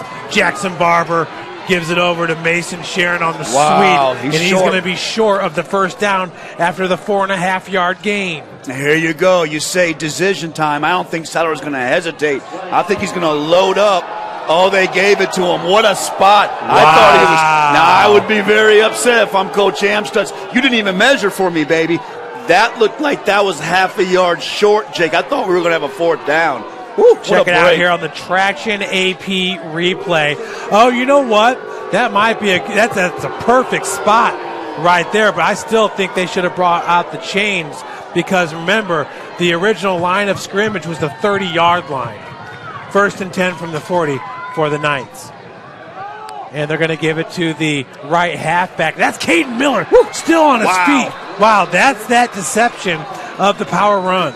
And that outside backer, Jake Smith for East Noble, when they split Crawford out, he cannot take 2 steps outside because Leo's going to run right back inside. And that time, Miller shows you the feet. Watch this. See the outside backer? Now he kind of comes in at the snap. Look at Miller. Boom. Look at him step out of the tackles. Look at him move downfield. This is Caden Miller time, and this is an opportunity for Leo to grind it out between the tackles. Now that was Caden Miller from the fullback position. 1st and 10 from the East Noble 48-yard line. Now they give it off to Sharon. Sharon going through the B gap and takes it into the 44-yard line of East Noble. Wow, interesting cat and mouse right now, but it seems like when they really want to get a good run, they like to run Sharon from that halfback position back across the formation, Jake. You feel like Sharon's almost as automatic as Tyrese Brown over at Snyder. They really know how to instill him in this game plan. Yeah, and I heard Jeff and Casey talk about the great running backs, and seemed like that was really the two they settled on, with Sharon and Tyrese Brown. 2nd down and 6 now from the Knights 44. Barber under center, hands it off to Hepner, and Hepner squirts through all the way to the 35-yard line. That's a gain of 9. And a Leo first down. And that's that offensive line. Look at Hepner giving it up. Just limps back to the huddle, refuses to go out of the game. Watch the Leo offensive line, the traction AP replay, fire off the ball. Watch the pad level. Watch the hand placement. Look at that, how they're downfield. Look at those hats. Everybody's on a block. Beautiful. I see you, Landon Livingston. Beautiful. I see you, DJ Allen. I see my big dogs, Colin Butler, out there. This is Leo offensive line time. And Carson Hepner has been limping ever since the first quarter. 1st and 10 from the East Noble 36-yard line. The handoff goes to Ethan Crawford. Squirts through all the way to the 25. That's a gain of 11. I've got to be honest with you guys right here, and this is embarrassing for me to say. This is 2 plays on this drive. I have no idea who had the football. And that's the greatness of Jackson Barber. You're right. I don't know how Jeff, and the greatness of Jeff Mahoney, how's he call it? But how about Crawford that time? Now, what's great about Crawford, you see it right there? The jump stop. He gives you a jump stop. He freezes in the hole and gets down the field. Leo's rolling now. Now, if I'm East Noble, I got to suck it up here. Yeah, Jackson Barber is amazing. He will hand the ball off en route to the ball fake. 2nd and 1, and that's an easy plunge for the quarterback. And that's a great play call, Jake, because that time what East Noble does is East Noble widens their tackles, defensive tackles out. They say, okay, we're getting hurt on that edge. Let's widen Charles out a little bit.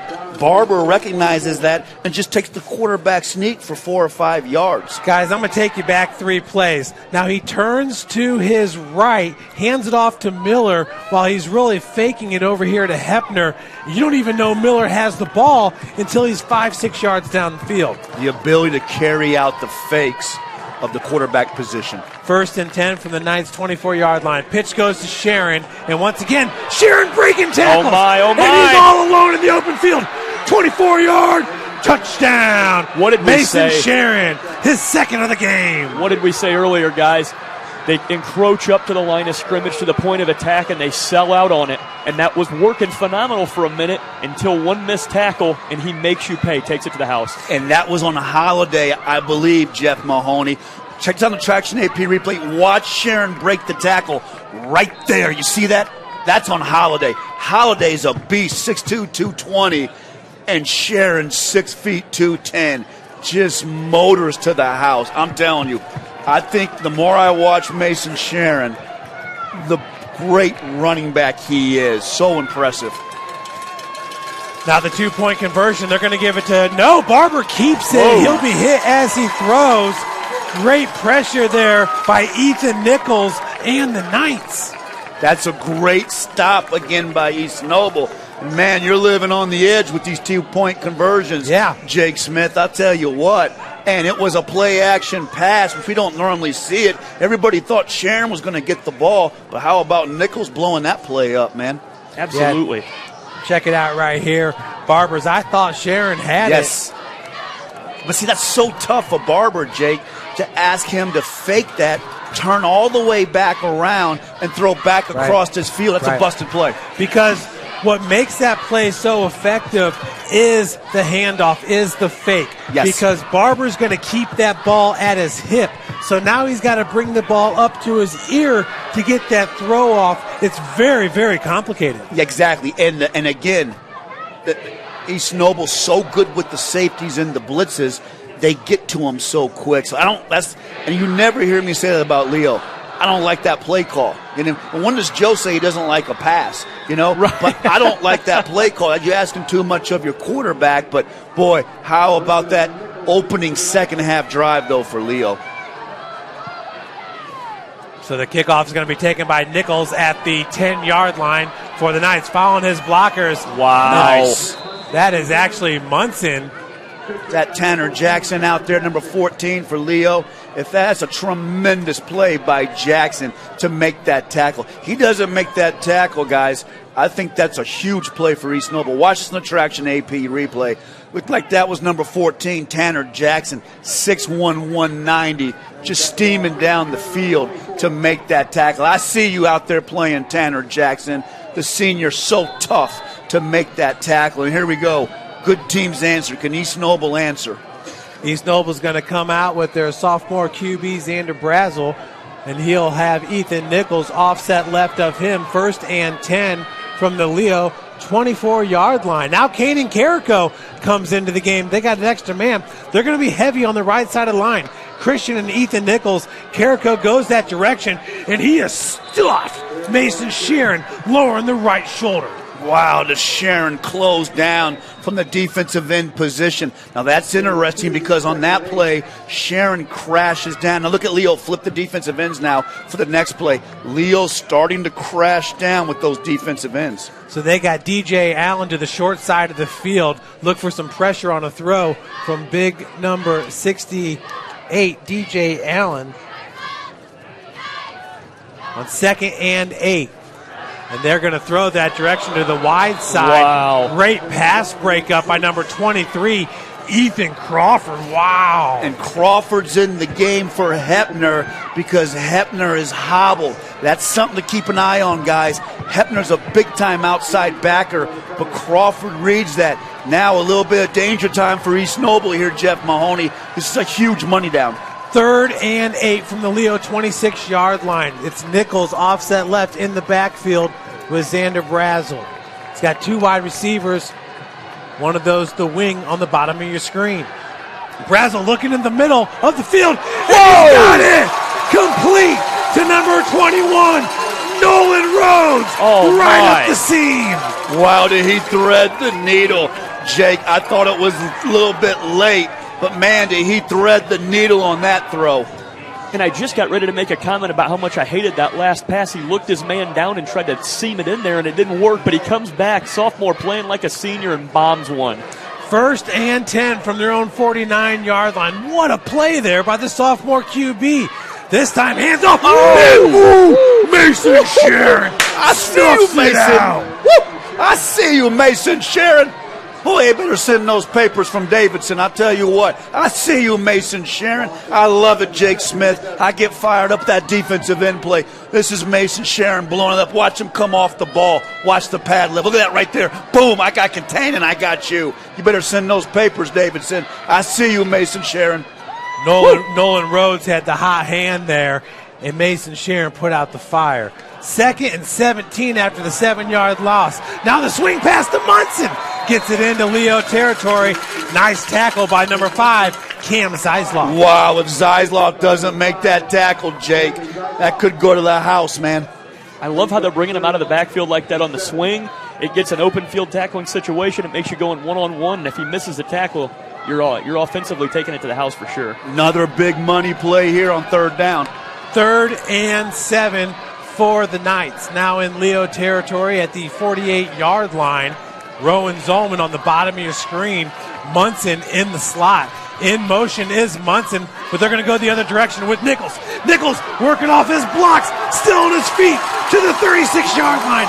Big gain of 12 yards for Ethan Nichols. That's the counteraction you love, Jake Smith. How about Nichols following the blocks? And if that's Crawford, hopefully that's a cramp because we need him, if I'm Leo, to stay in the game. How about Nichols, though, on this traction AP? Watch him read the blocks. See the cut right there? Beautiful. The hood come down. Look at the big 6'8", 325. Nichols understands Hood's coming at the point of attack and cuts it back upfield. You love those counter trade actions, don't you, Jake? I do, and that is to your point. That's Crawford coming off limping. Yeah, and they better fix him real quick and get him back in the game. Looked like he was kind of reaching for his foot, so I'm thinking that could be a cramp. But, man, Jeff, what a big-time drive for East Noble. And how big was that third down, Jeff, to keep this drive going? Because East Noble's got something now. And the Leo outside backers keep going with that reverse instead of snuffing it out and coming straight downhill. 1st and 10 from the 36-yard line. Nice pass by Brazel. Ethan Nichols spins the right way and spins for a gain of 8 yards. And if I'm a defensive coordinator, I hate that play because what they do is they fake the handoff to the back out of the shotgun, Jake. The linebackers take a step forward and they throw right in that empty spot. That's an effective play. You are so right. These guys have been doing a great job all game long finding the pocket. 2nd and 2 from the Lions, 28-yard line. And they're going to do a quick wide receiver screen to Rowan Zalman. Zalman, wow, nice open field tackle by Caden Miller. They got the big dogs in when Miller's on defense. They do. And Miller waited, which I thought was a mistake, but he didn't make the tackle. But, Jake, how about getting your big dogs the ball? That time is the 6'5" Zolman. You've got to get your playmakers the ball. He has to be involved, and that was a great play call.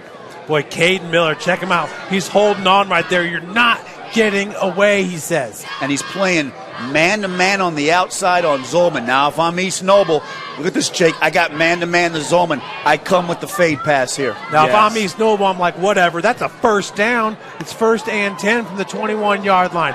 This time the handoff to Nichols, I do believe. No, that's good defense. That was Munson?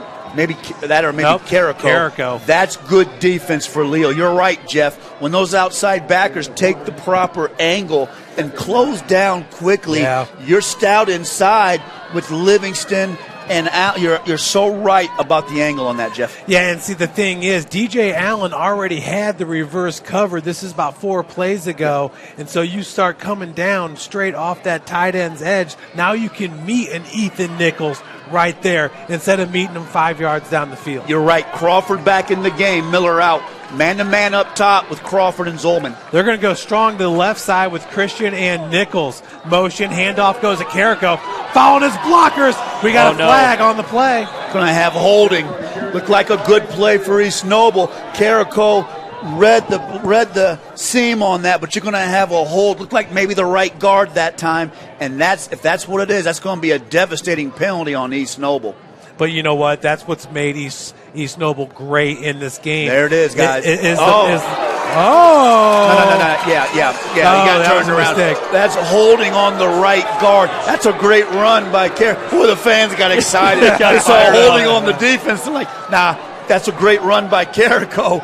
But that's a good call. That's a hold on the right guard, and that's a hold. Looked like maybe a hold on Livingston on the inside, Jeff. It opened up that hole. Now, if you're East Noble, you got to be careful here. This is a break for Leo because this may force East Noble, kind of out of their game plan with their offense. They may have to throw one down here, but I'm telling you, I would be tempted with the man-to-man coverage up top on Zolman to lay one out to my big dog out there. Yeah, and that's exactly who that was. That was number 69 for East Noble, holding Landon Livingston. Yes. And God bless him, he's doing the best job he can going up against a Division I offensive lineman. So 2nd down and 16. Carrico now patiently following his blockers, looking to squirt through. And look who makes the tackle again.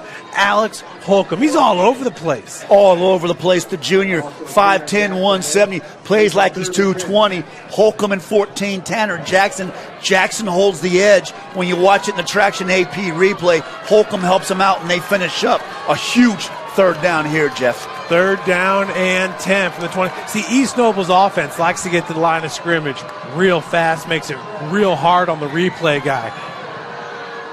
3rd down and 10 from the 21. Brazel, design QB run. Making the tackle from the backside. Jackson.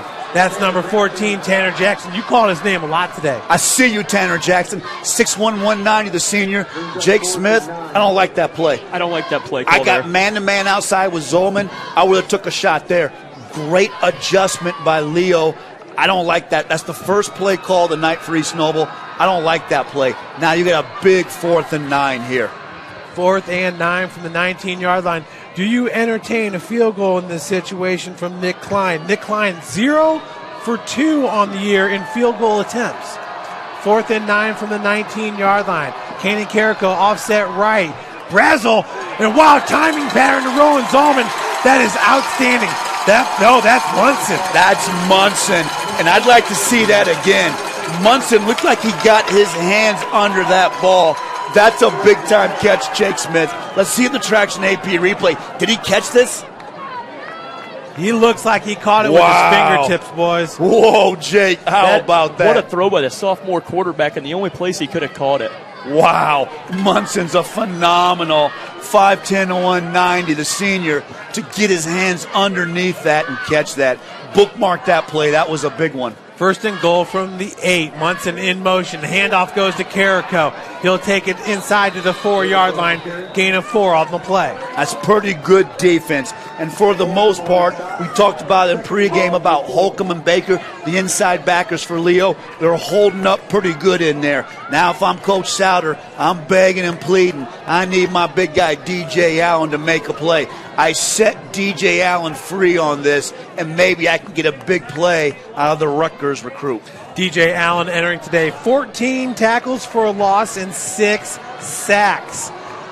Approaching 30 seconds left to play in the third quarter here. They're going to go heavy to the left side with Christian and Nichols. Handoff goes to Carrico, going that direction. Shut down. Great pursuit by the Leo defense. That's Logan Barnett coming up. Phenomenal defense by Logan Barnett. And those backers are scraping and getting off the ball. So I'm going to head into the fourth quarter with a big 3rd down here, Jeff. But if I'm Coach Souter, I'm pleading, I'm begging, and I see my linebackers scraping and making those plays, baby. And that is what's up from the Leo defense. And Leo holds a 6-point lead, up 20-14. You're watching Indiana High School football here on Summit City Sports.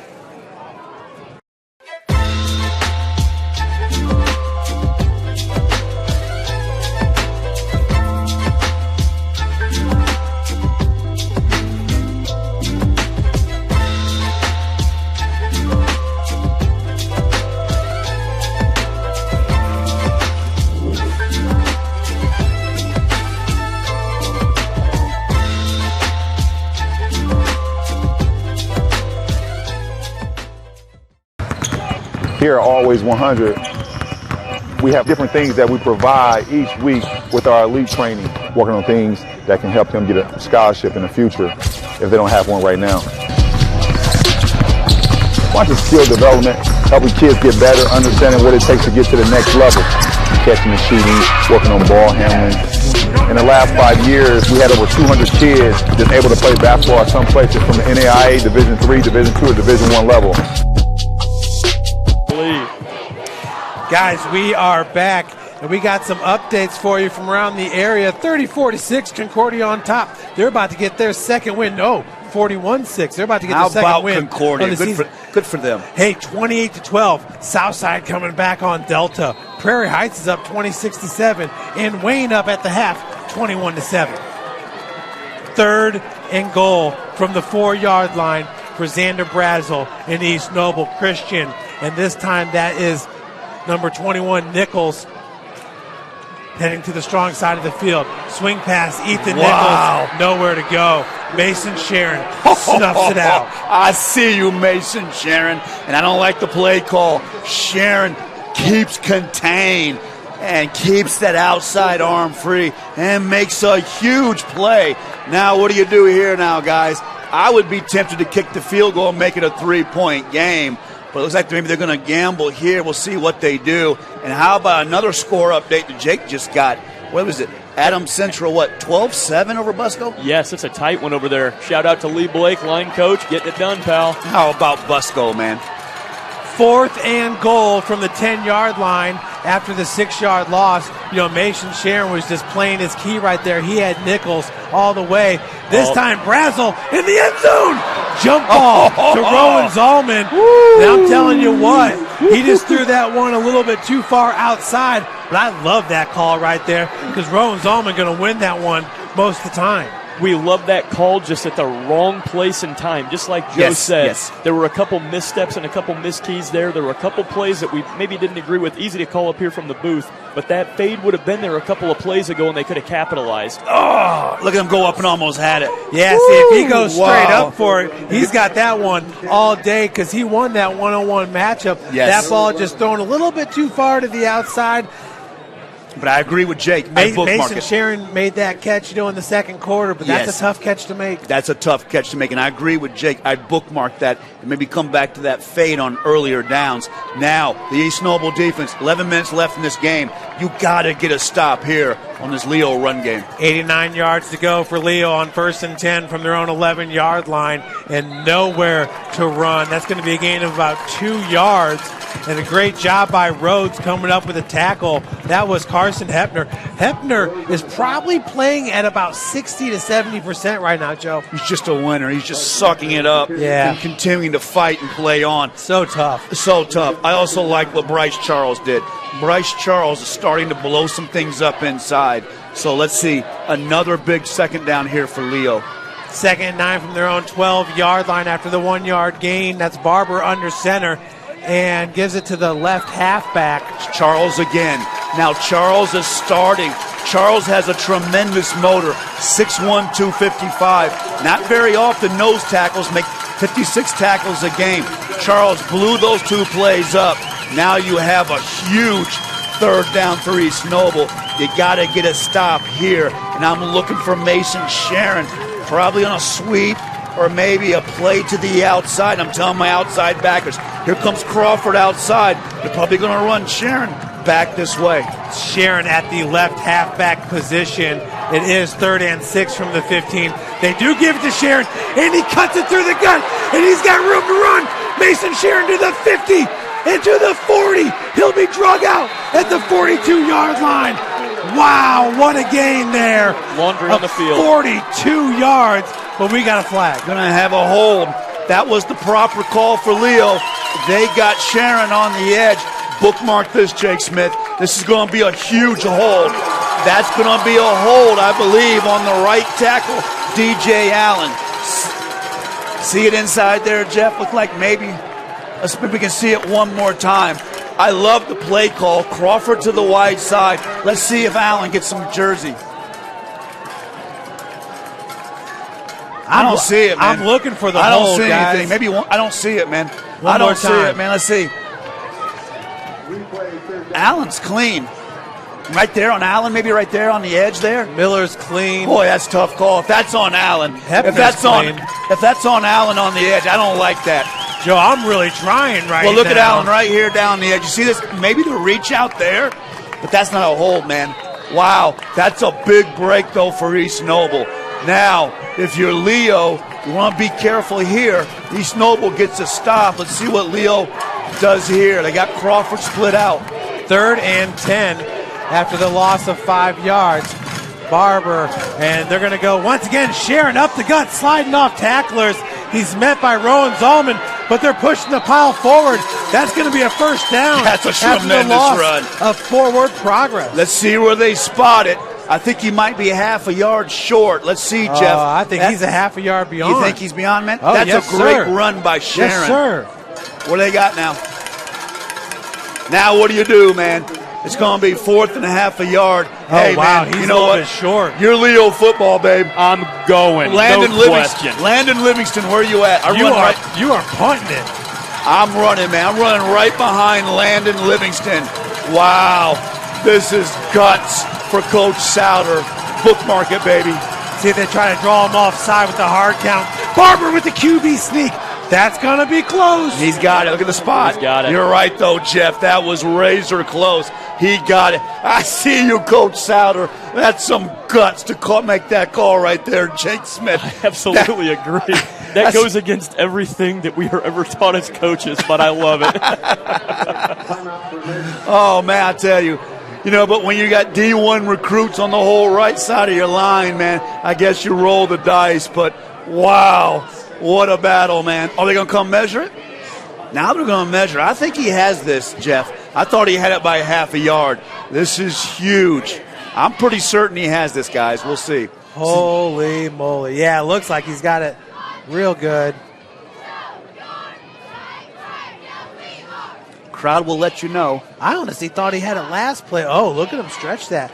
That's at first down. Yeah, that's the forward progress. That is Landon Livingston, the senior.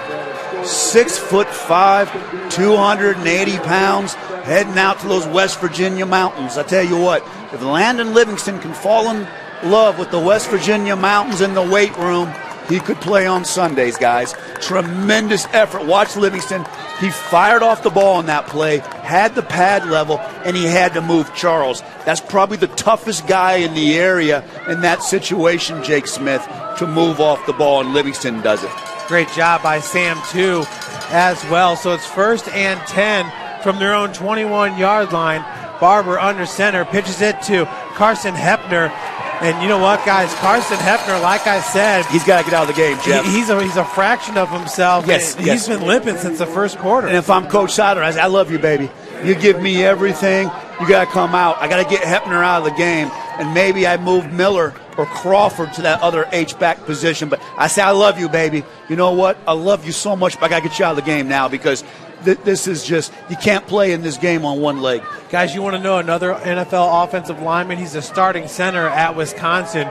Joe Tittman is looking like the real deal. He's heading the NFL. And God bless you, Jeff Mahoney, for doing his tape and helping them get to Wisconsin. 2nd down and 9 from their own 22-yard line. Fending off tacklers is Mason Sharon, falling forward to the 25. Big gain about 3 yards.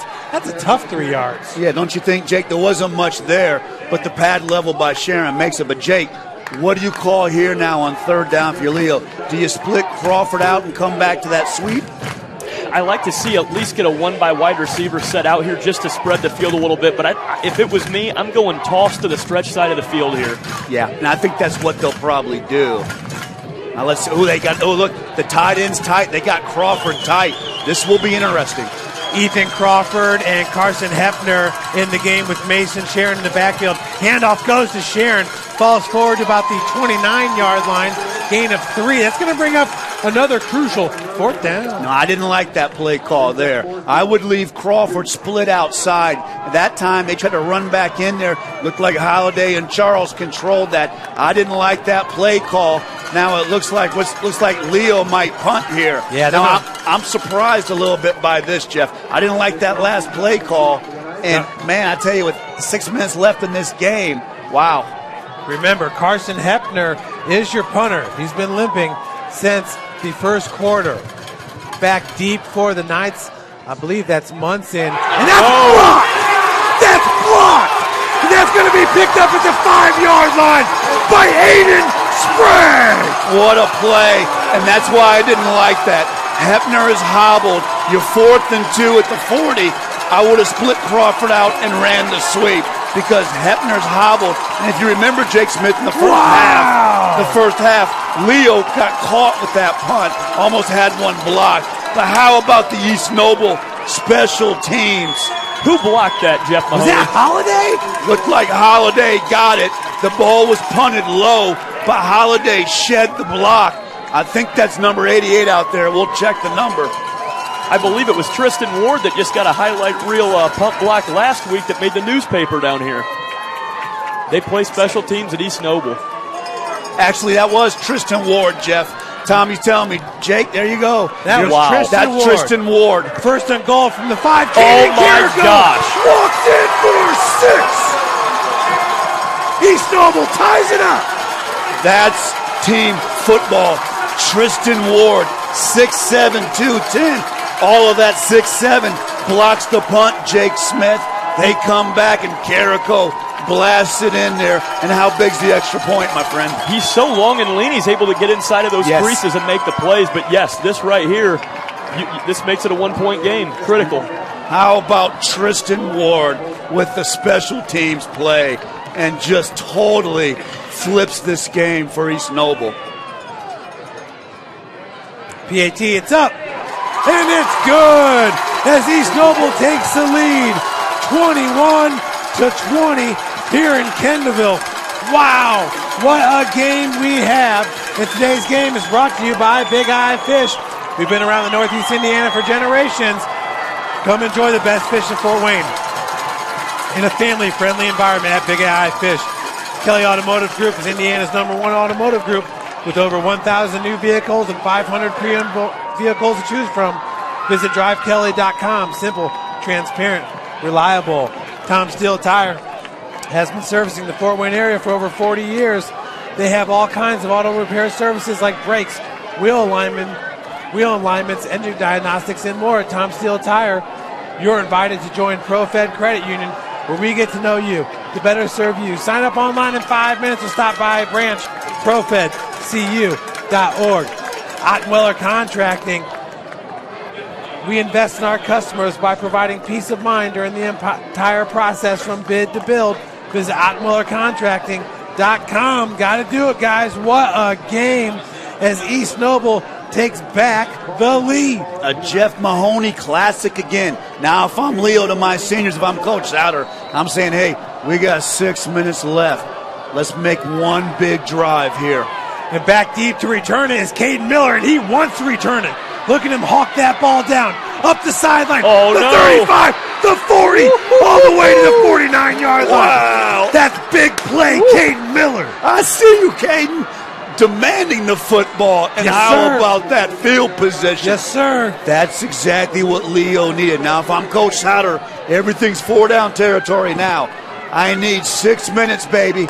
Let's march it to the end zone. I'm begging. I'm pleading. I'm talking to my O-line. I need you to fire off, pad level low. I need 6 minutes to advance in the playoffs. You guys, Caden Miller worked just as hard to receive that ball. That was That tough. could have easily been a touchback, maybe even gone out of bounds. He worked just as hard to receive that as he did returning it all the way to the 49-yard line. That's a great point because he's running back to catch that. And by catching that and steaming upfield, that's a huge play. Now, if you're East Noble, if I'm Coach Amstutz, this is where I'm begging. I'm begging Charles. I'm begging Holiday, Ward, Carrico. Come on, boys. And I'm rolling my safeties up, Jake. I'm cheating up here. Now, here comes Leo. Crawford on the outside. If I'm East Noble, man-to-man, everybody else in the box. 1st and 10 from their own 49-yard line. Barber under center gives it to the fullback.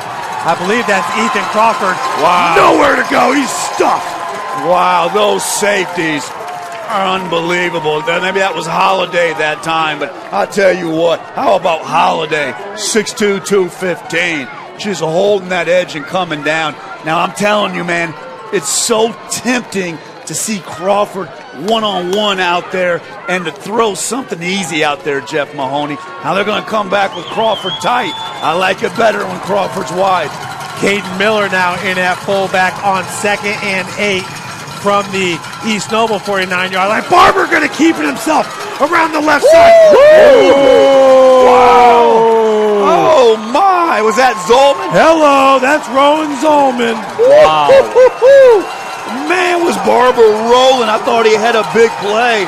How about Zolman? That's why he's a Big Ten free safety. Yes, I'm telling you, Joe Walburn. You're absolutely right, baby.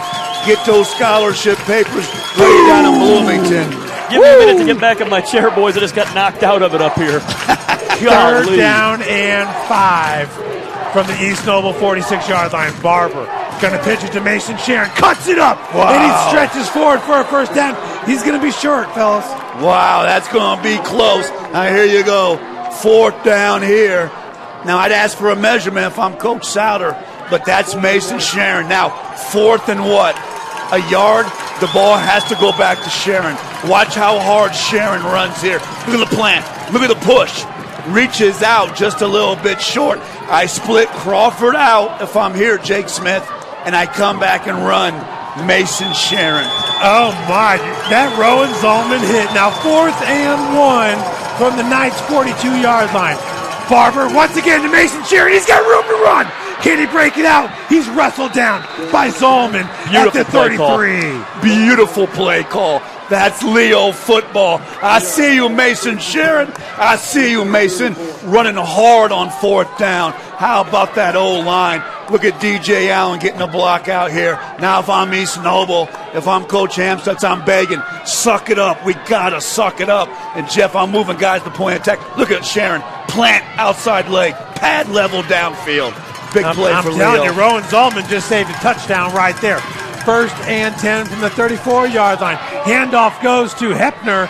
Falls forward to the 28. With one leg, playing with one leg and just grinding it out. And Leo continues to run the ball. How about the heart of the seniors of Leo? Now, if you're East Noble, you got to think about some point, maybe about timeouts coming up because they're chewing up the clock. And if I'm East Noble, if they're going to leave Crawford inside on the end, Jake, I'm rolling Zolman up, and I'm having an extra guy in the box, man. 2nd down and about 5 or 6 yards for Leo. Caden Miller in at fullback. Handoff once again goes to Sharon. And wow. Second effort gets him to the 32-yard line, the 26-yard line, and we got a flag. Yeah, let's see what the flag is. That's a great run by Sharon. I wondered maybe if you had maybe a possible face mask at the end of that. I'm not sure. We'll see, boys. But that's a great run. We'll see what they've got here. It's going to be a big penalty, whatever it is, because, Leo does not want to get behind the sticks. Personal foul. Shot to the head. Oh, that's a devastating penalty. That's a blow to the head. That's a personal foul on East Noble, Jeff. That's a devastating penalty, Jake. That's going to take the football all the way down to the 12-yard line. Wow. Woo.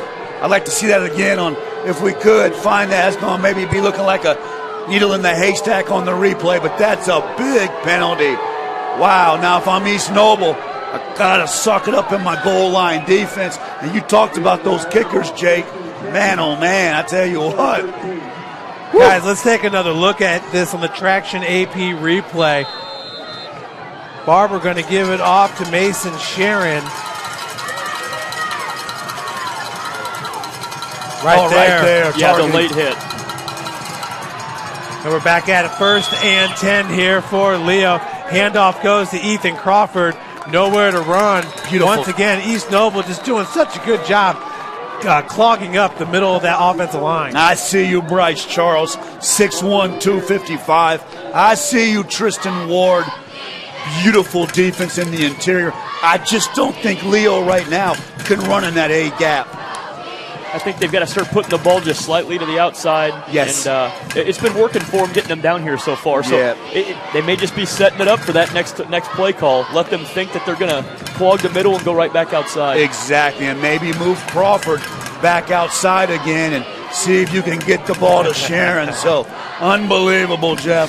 Hey, Casey O'Boyle, the sideline Swami, just wants to let you know that, as it was discussed, Mason Sharon is very much alive in the Player of the Year conversation. Thank you, Casey. I want to give a shout out to Casey because you know what, though? Casey made a good point in you guys' broadcast. Casey likes to take into account guys that play both ways. Yeah, and you know what? I agree with that. I think 100%. that's a great point. And also, Casey, and you guys called it this season in the sack. Casey. That's why Charles Woodson won the Heisman. Yes. 2nd down and 9 for the Leo line. Charles Woodson is one of my all-time most favorite football players. It's Barber under center. Miller's the fullback, and they're going to pitch it to Carson Hepner. Hepner does such a good job reading it. Still his feet. Touchdown! From 12 yards out. Carson Hepner on one leg. I see you, Carson. Unbelievable. How many tackles does he break on this? Unbelievable. 5'10", 180 with one leg. Unbelievable effort. Look at that. 1, 2, 3. Keeps his balance, falls forward. A point that I want to make in case East Noble comes back and wins this game. The penalty on the helmet-to-helmet could cost Leo the game. Ask me why. Because they just they advanced the ball down the field inside to the 12, and now we've still got 2 minutes 26 on the clock and time to play. That's a great point. So it allows Leo to score quickly. Now let's see. Are they going to put him down at the 1? They're discussing it now, Jeff. I thought he was in the end zone, Tommy Norris. We'll see what they call. But Jake's right. Maybe that's not a bad thing for East Noble because you felt like Leo was going to grind them up, Jeff. Maybe Leo scores and you still got your timeouts and 2 minutes left. They may put that ball in the one. I thought that was a touchdown. Guys, that looked like a touchdown. That was a touchdown. I didn't see the call on the field. That was a touchdown, man. I don't.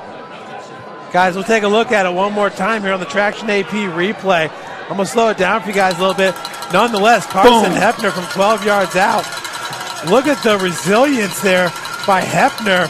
No knees down. That's a touchdown. That's a touchdown. That's a touchdown. That's a touchdown. We got the replay up here. You just got to buzz up. That's a tremendous effort. When he lunged forward, both those knees were in the air. His body was parallel to the ground. He wasn't lunging forward with the knee heading to the ground. He was airborne. That's 6, fellas. That's 6. I'm sure I'm going to get some emails. Wow. How did they miss that call? Sorry to express my opinion on that one. 1st and goal from the 1. Jackson Barber. That's got to be 6, right, guys? That's a touchdown. He's in the end zone. Capture it. There it is. So you get the same result. I would have liked to seen Hefner get the touchdown because he's playing on one leg. But, wow, how big was the Miller kick return, Jake? Oh, my gosh, big time. And Cirque du Soleil is going to call that kid to get him on a tightrope. That was unbelievable to give him a great One more time, 50-yard guys. start. That's a touchdown, baby. That's a tremendous effort. Now, again, how big is this 2-point conversion? 5-point game right now. If you're East Noble now, if you're Holiday or Charles, you got to suck it up here. This one's going to Mason Sharon to the right side. Barber under center. Hands it off to Sharon. And East Noble knew it too. Oh, my. Aiden Sprague with the stop, along with Rowan Zolman. Touchdown wins it now, Jake Smith for East Noble. And maybe Jake's right. At a helmet-to-helmet, maybe it saves East Noble a couple of minutes here. You got your timeout. You got 2 minutes. Wow. Can East Noble answer for the win, man? Summit Volleyball trains and builds the highest quality volleyball players in the area from ages 5 to 18. Our volleyball players are equipped with elite-level skills and a foundation of life skills at Summit Volleyball. Anderson Heating and Air Conditioning is dedicated to providing the best possible solution for your home or business, a system and solution that fits your unique needs. Visit AndersonCoolHeat.com. iCryo specializes in whole-body cryotherapy, body sculpting, cryofacials, infrared sauna, and compression therapy services. Check out Jalen Smith's signature location by Blaze Pizza. Are you ready to do what it takes to put your past behind you? Whether it's expunging your criminal record or helping get your driver's license reinstated, check out Jolly Law Firm, Sioka Cleaning and Restoration, providing top-notch commercial cleaning services, including janitorial, water damage, and state-of-the-art disinfecting services. They cover Northeast Indiana at Sioka. Unbelievable game. 2 minutes left. Can East Noble mount a drive? You know, in the film room on Saturday after the last game, Coach Amstutz was saying enough with these 2-point conversions, and Leo went right back to it because Mason Sharon's pretty much automatic. Nichols from the 18. He's stuffed. I see you, Ryland Crawford. Ryland Crawford, Illinois State Cardinal. Wow, that's how you cover the special teams kick. Now, if you're East Noble, Jake, you got time. What do you attack with here, Jake? I don't change a thing. Get back to the dink and dunk with your sophomore quarterback. You've got 2 minutes, 17 seconds. You've got timeouts. Get down the football field. This is not out of reach, and you have the advantage because of the 2-point conversion missed. I play Crawford if I'm Leo, man-to-man on Zolman, and I beg Allen, Livingston, Sharon, Stocky, I beg them all up front to make a play. So out of the shotgun, Brazel on 1st and 10 from the 24-yard line. Carrico offset right of the sophomore QB. Looks to his right. He's going to let it go for Zolman. Flag. No. Ryland Crawford had the positioning. That was a bad throw. What do you guys say? I don't think that's a penalty. I'm a defensive guy. Crawford beat him to the point, Jeff. It's anybody's ball. Crawford beat him to the point. That ball's overthrown. Watching the Traction AP replay. Crawford beats him to the point. See if we get it. It's not Rylan Crawford's job to get out of the way. No, he beat him to the point. That ball's thrown outside. That's a bad call. I stand corrected there. Zolman with a nice little flop to sell it. He had me convinced that he took a shot. Yeah, you're right. 6'5", falls down, sells it. I'm very unhappy if I'm Coach Sauter on that, and I'm barking like crazy. As soon as they lined up in that alignment, though, I wanted to scream through the headset, though, he's in a one-on-one. Look Zolman's way, and he does. Yeah, he does. That was aggressive on first down, and it paid off for East Noble. So 26-21, Brazel, 1st and 10 with the hard count from his own 39. Wow, guys, that's Brazel now looking to his left. They're going to keep going to Zolman. No, that's Munson. Oh, no. Incomplete. Wow, he had him. He laid out for it. And Munson catches everything and just couldn't bring that one in. Man, these corners for Leo better back up a little bit, Jake. How about East Noble attacking with the fade routes? Woo. Are you sure this is Xander Brazel out there and not Arch Manning we're seeing? My God, he's putting a spin on that ball. Man, he dropped that one right in the breadbasket, didn't he? That was a dime. Now, if I'm Leo, I back up a little bit with these corners, Jeff. Give him a little bit of room. And I need Allen or Sharon to get a sack here. Arch Manning's definitely not going to LSU. 2nd and 10 from the 39-yard line for Brazel. He got trips on the bottom of the screen. He clocks it. What was that? Whoa. He clocked it. Okay, there was confusion.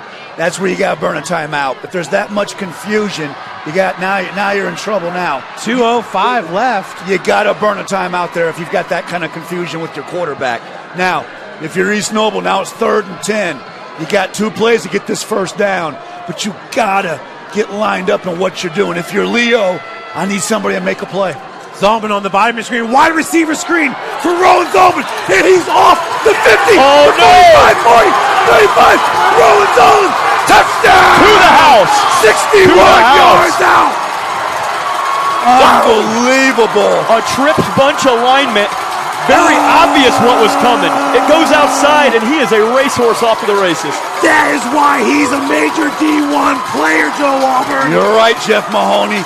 Jeff said in the pregame he's going to go visit Indiana. I bet they'll have those papers ready. And Jake, you called it.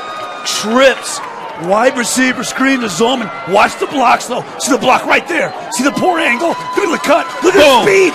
Wow, look at the speed. Look at that breakaway speed. 6'5", 220. Dropping the clutch. Unbelievable play. And how fast did East Noble score? Leo still got some time. Tommy says too fast. He runs like a gazelle out there. Tommy says they scored too fast. I tell you what, I see you, Rowan Zolman. Wow. What a game. This may be the best one ever, Jeff, we've done, man. 61-yard Rowan Zolman on the wide receiver screen. We're going for 2. In motion is Munson. Brazel pop pass, and he's got it to Brett Christian for 2. They show the mountain motion again with the 2 tight ends to the outside. They bring back Rocket, and they make an RPO out of it. What else is in this trickery? I feel like I'm watching Mr. Gadget right now. You're watching everything. He is all the way in the playbook, and he drags the tight end Christian 6'1", 225. Another weapon. Drags Christian across the back of the end zone. Unbelievable football game. I mean, does somebody have to lose, man? Yeah. I mean, can we reclass somebody to 5A, Jeff Mahoney? Can we just take the loser and say, look, man, you guys got some teams that got to buy in 5A. Can we just reclass the loser to 5A? I mean, this is maybe the greatest game we've ever done, Jeff. All I know is I'm looking down on the field at number 33, Damon Bentley, and half of the blue paint is off of his helmet because he's playing so hard out there. Look at Hood. Look at how big Hood is. Look at how sweaty and drippy. He's just dripping all over. How about Rowan Zolman? Now, if you're Leo, you've got time. Again, win on special teams here, Jake Smith. Try to get some field position. If I'm East Noble, I don't kick it to Miller. No. Maybe I squib it here. Yeah, you or dare squib I it. say it, maybe I put it out of bounds. Yeah, you know what I mean? squib it. You sure do. Now, I'll tell you what, Joe. Maybe one time I heard you being critical of coaching, but not tonight. Oh, it doesn't get any better than this. This coaching is fantastic. Hats off to these two coaches. East Noble up by 3, so a field goal would tie it. Caden Miller receives it at the 8-yard line, setting up his blockers. Miller trying to go out wide. Great coverage to the 30-yard line. They kicked it right to him, man.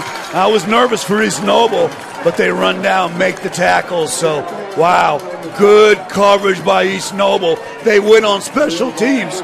Jake Smith, so here we go. Can Leo answer? You talked about boxing, man. What a battle, man.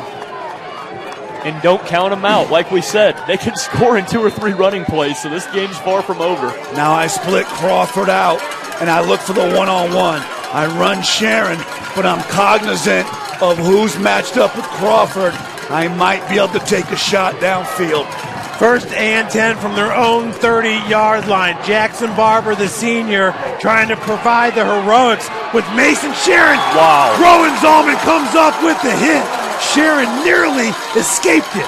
If Zolman doesn't make that tackle, that might go to the house. Now East Noble's got a guy down.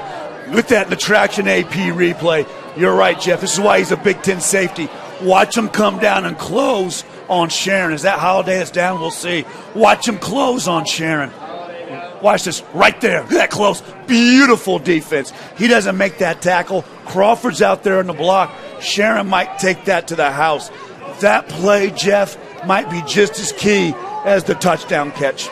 Mason Sharon nearly escaped that tackle. That's saying something there for the Division I running back. Now let's hope Holiday's okay. Holiday's down out there. He's played a great game, and it's just been an absolute street fight in those trenches. I'm going to lose my voice, Jeff. I'm so excited about this game. It's a great game, man. Great game.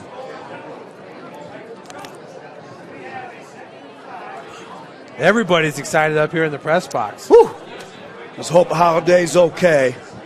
Everybody keeps going over to the chicken wings and the chicken fingers and the pizza because they're so anxious they just feel like eating. I feel bad. I told Tommy, whenever we come out to games, Jake, I always pay. They say, Joe, you're media. You can get in free. I said, no. I want to pay and support the athletic department. Yes, sir. But I feel bad only paying $6 a ticket for this, man. I mean, I would have paid $79.95 pay-per-view for this baby. As an 0-16 Browns fan from the past, I tell you what, I paid a lot more money for a lot worse football. These guys are fantastic. We'll be right back after this quick break. You're watching Indiana High School football here on Summit City Sports.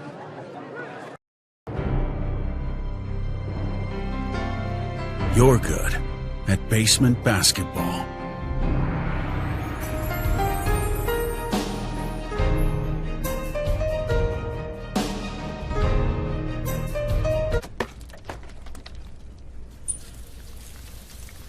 We're good at your insurance.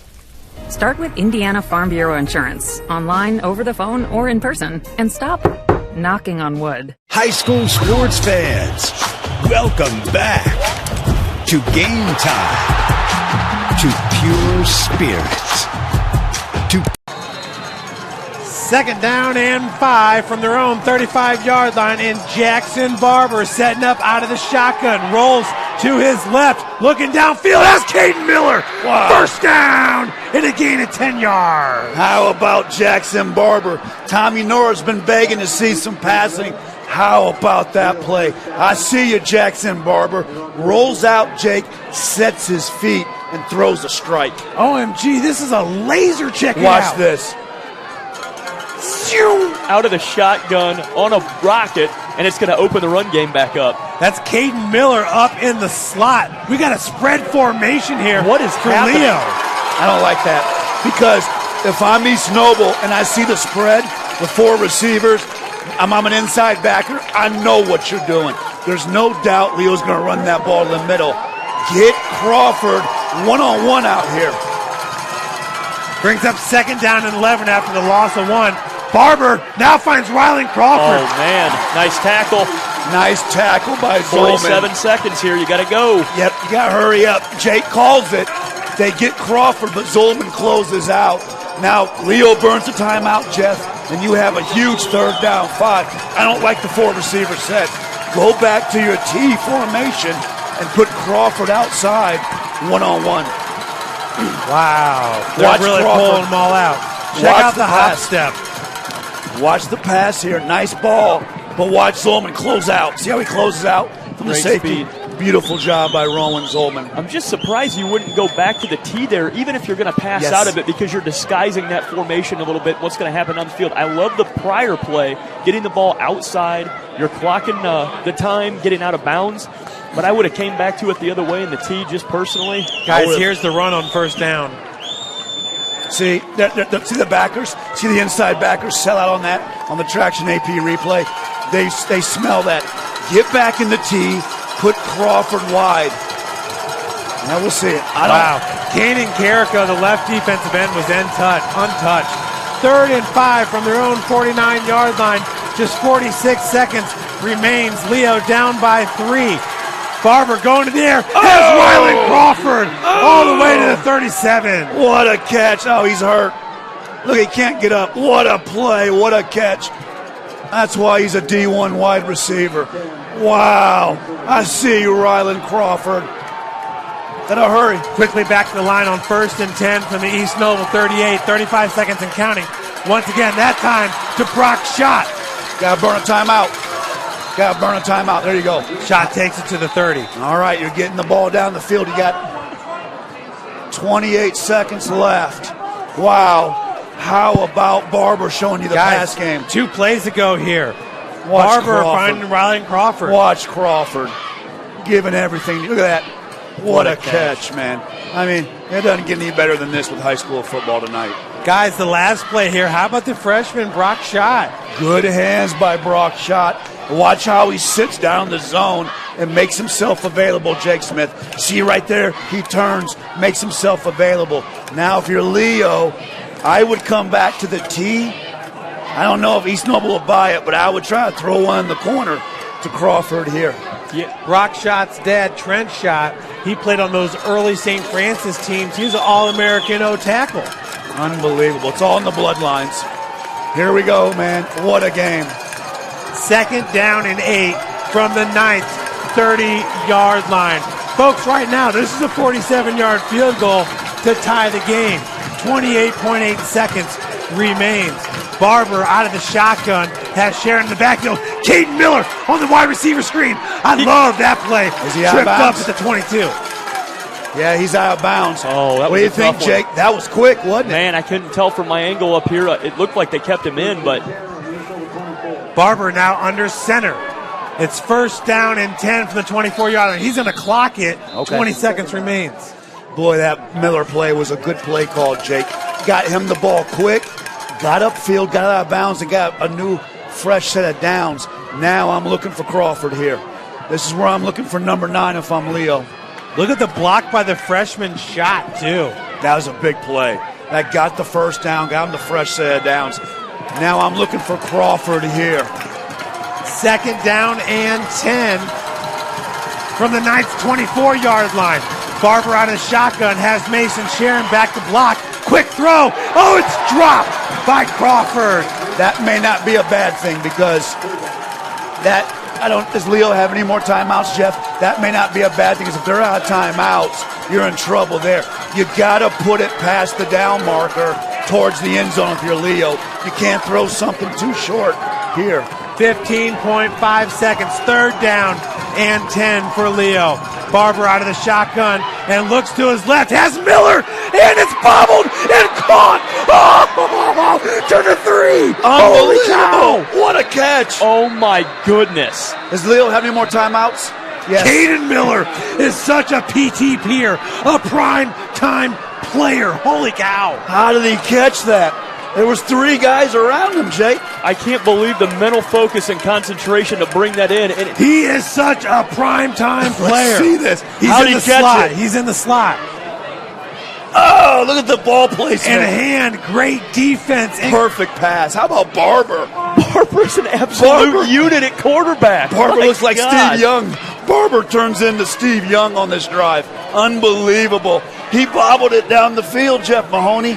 He's dribbling it between his hands. Oh, Look at that. Look at that. Unbelievable. in between 3 defenders. What a game. Now that's the last timeout, I believe, for Leo. Now, Joe, Leo's out of timeouts now. You remember the first matchup between these two teams, and Leo won that game 40-32. East Noble had a chance to tie it up at the end of the game. Now, if you're Leo, this is for everything. You're out of timeouts here. So if you throw it, you got to throw it in the end zone if you're Leo. First and goal from the 4-yard line. Barber going to stay in shotgun formation with Sharon. Spread formation for Leo. Going to the end zone, and that's a touchdown! Oh, Caden my goodness! Miller from 4 yards out. Caden Miller, MVP. Wow! I love the play call there, too, to pinch it to the outside. If it went incomplete, they still would have had another shot at it. Phenomenal. Absolutely phenomenal high school football. Wow, Caden Miller is a stud. What is it about that man that's coming up huge in these games? And the student section's going crazy. They're going to go for two.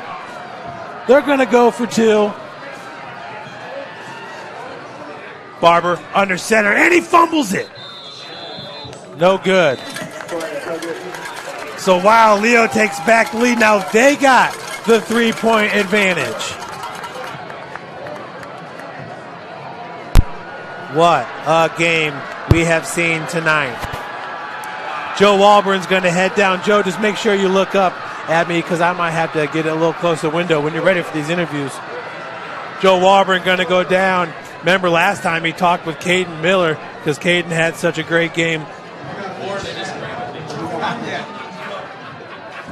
Holy cow. So, Jake, what do you think about that? When it's all on the line, you go to Caden Miller. You called it, Jeff. I'm just sitting up here in absolute shock and atonement right now. I have no idea what I'm seeing. A team all about the power T, and they come out and run an entire series in a spread gun, and oh, by the way, their quarterback's a beast too.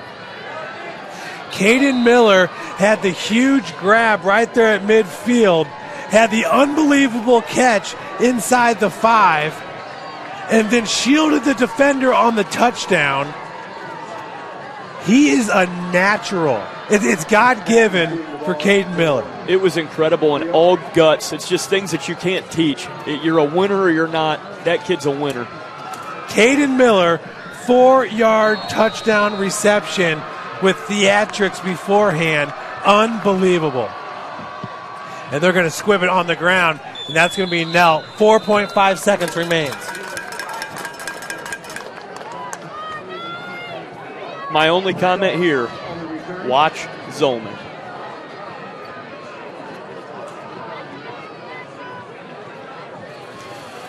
Wow, yeah, you're going to have to give it to Rowan Zolman. I mean, what he did on that wide receiver screen, number one, it's going to be hard to tackle that man one-on-one. Number two, he can probably outrun everybody on the field. You've got one shot at it. I may even go as far as to say if I'm East Noble, maybe lining him up in the slot and sending him on more of a corner route or a seam towards the corner to go inside out on him. You know they're going to play prevent here. Yeah. Yep. The two safeties are deep. That's Barnett and Rylan Crawford. Crawford in the center of the field. They got a cover 3 going on, and they have Zolman. Are they going to pitch it back? They're going to have to. Nichols, and look who makes the tackle. Landon Livingston, and the crowd goes wild across the field. It's Leo with their first sectional championship since 2011, their 4th overall. You will not see a better high school football game anywhere in Indiana tonight. And we do. We got Joe Walburn down on the field. He's going to try to get some post-game sound. Hey, Tommy, if I could get someone to help me out here, and we'll just put this by the window to make sure we can get these interviews out.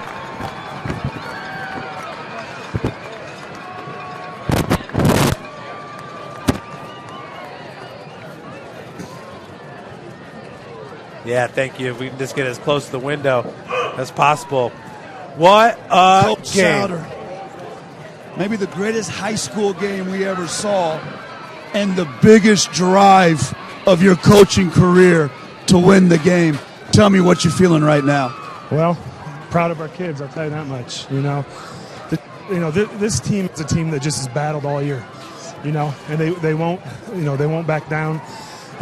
When they face adversity, they dig deep, and you saw that tonight. When we had to get plays, and we had to make plays, seniors stepped up.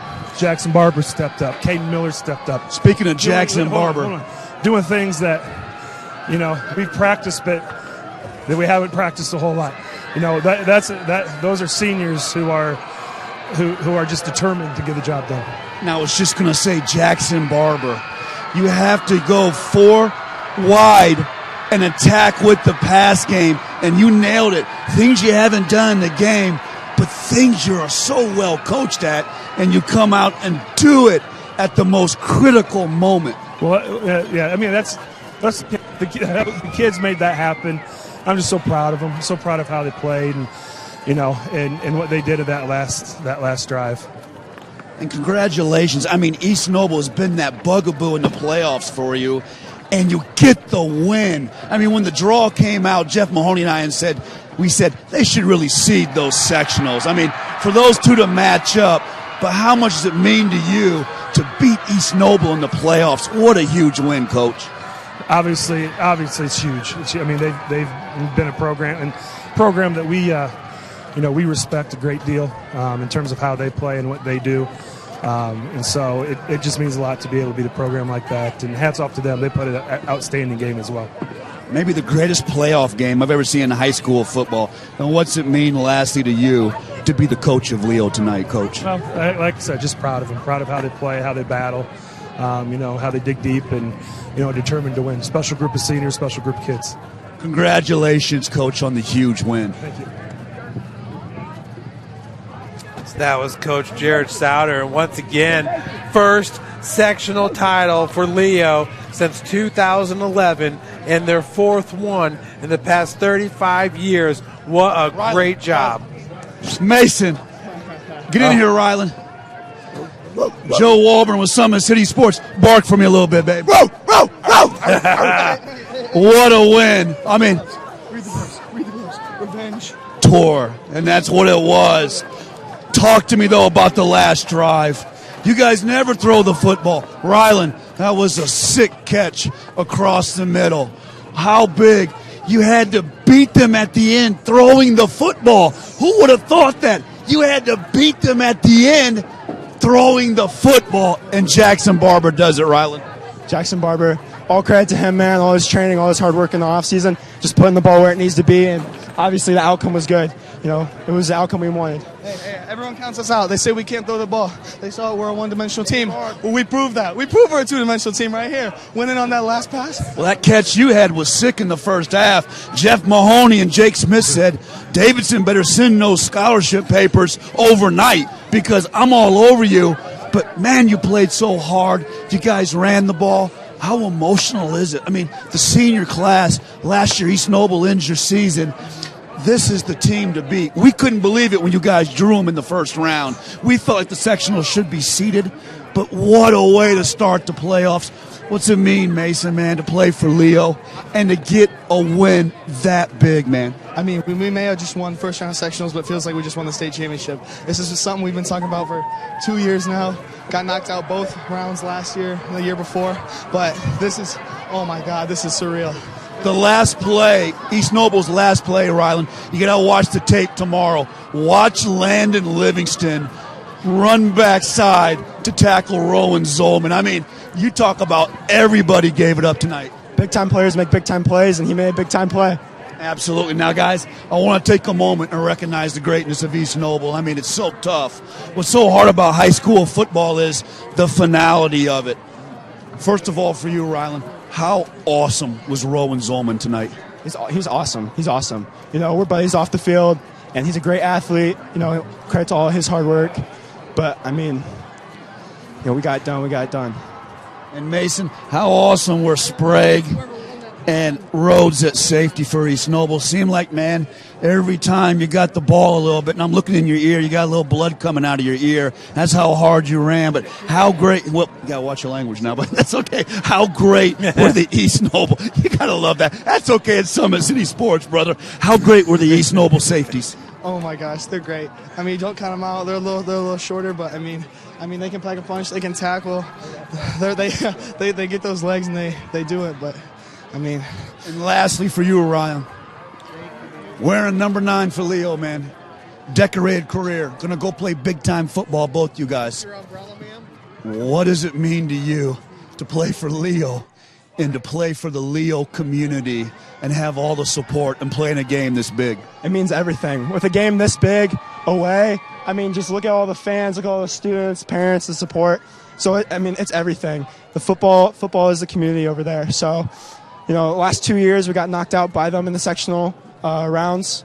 And just coming out here first round, getting that dub for the community, it means everything.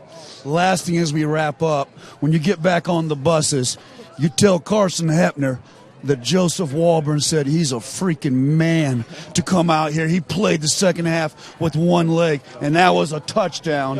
He's a man.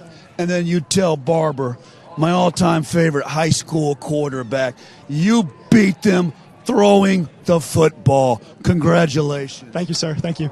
Good luck the rest of the way. Wow, yeah, I mean, what else can you say? What a game right there, Jake Smith. And you heard it from those two guys, Rylan Crawford and Mason Sharon, just stepping up, sharing so many eyeballs on him, and they were just packing the box and made it so hard for him to run at the line of scrimmage, and somehow he just keeps bouncing off tacklers and keeps his legs going and just finds a way to get it done. Mason Sharon, I mean, Davidson was just the first D1 offer. They're coming. Remember, he didn't play last year because he had a surgery, and I think it's clear to everybody that he's 100%. He's ready to play college football for 4 more years. I totally agree with you, and you can measure yardage, but you can't measure heart, and my goodness, has he got some heart. This was just an entire highlight film reel of a game, and you really felt like as it came down towards the end of it, whoever had the ball last was probably going to win. Well, folks, I hope you enjoyed tonight's broadcast. My name's Jeff Mahoney, and Joe Walburn's going to have to get some Ricola or something because he's losing his voice, and Jake Smith's doing a great job up here in the booth. We hope to have him for a few more postseason games. So we'll see where we're going to be at next week. I'm thinking it might be the Wayne Delta game. We're so proud of Lamarian Nelson and Coach Sherwood Haydock. So it's looking like Wayne's going to get the dub over there. New Haven does win 35-34, so that's a much closer game than what we originally thought. They won 57-27 last week. So, and Concordia winning it. Congratulations to the Cadets. Delta about to win. They're up 42-18, now 49-18. So, what a night of high school football. It's the sectionals, and this game right here, just can't say enough about these two programs. And Leo gets the best of East Noble 2 times in a season, and you got to savor it because it's just not going to happen very often.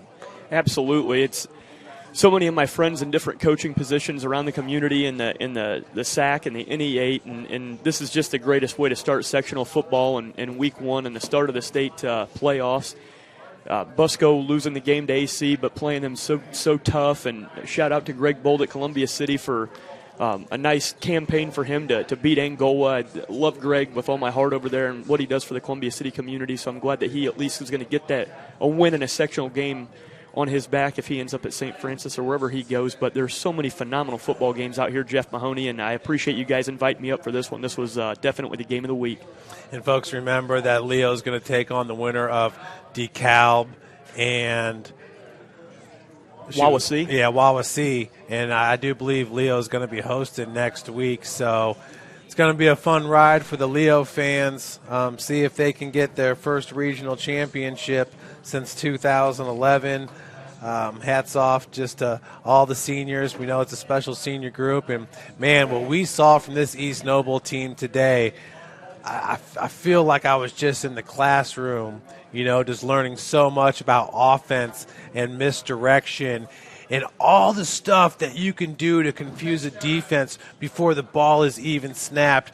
Jake, I feel like I learned so much tonight from Coach Amstutz in this East Noble offense. He put on a free clinic for us up here in the booth, and I'll tell you what I'm afraid of is tomorrow morning our 6th grade team plays their 6th grade nightmare team over in the Warsaw Invitational. So good luck to them tomorrow, and good luck to us as well. It'll be a great game. Once again, on behalf of Pat Wright, doing an amazing job upstairs on the camera, as he always does. My name's Jeff Mahoney. We had Joe Walburn down on the field, and that was Jake Smith. Have a great weekend, everybody. Hopefully you can get to sleep tonight because it's going to be hard for me. Have a great weekend. Welcome to the Summit City, home to the 260's dedicated high school athletes and fans. Each victory and celebration captured by our camera. Treasure the highlights from the Summit Athletic Conference this season, or complete games live or on demand. After all, nobody's more proud to call Fort Wayne home than SummitCitySports.com.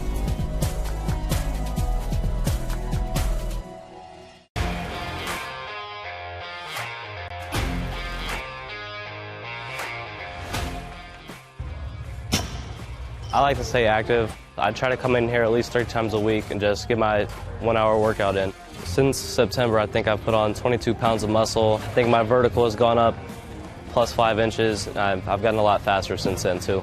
I can hit the ball further. In football, I can push people around more. It's basketball easier, too. Just being stronger just makes everything easier. Brandon started with gym rats basketball training. After one of the sessions, he came up to me and he wanted to know if he could do more. So Brandon started the Edge program in November, in addition to the club training he was doing, because it offers personalized programming for his athletic goals. PSN Performance uses a long-term athletic development pyramid. At such a young age, it's really good for Brandon to set the foundation of athletic development.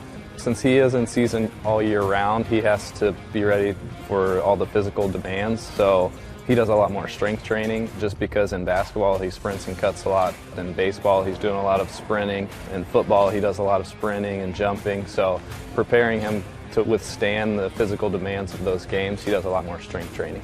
I like all the lower body stuff the best. I do goblet squats, split squats, back squat, front squat, a lot of those. Tyler knows what's best for me. He always points me in the right direction.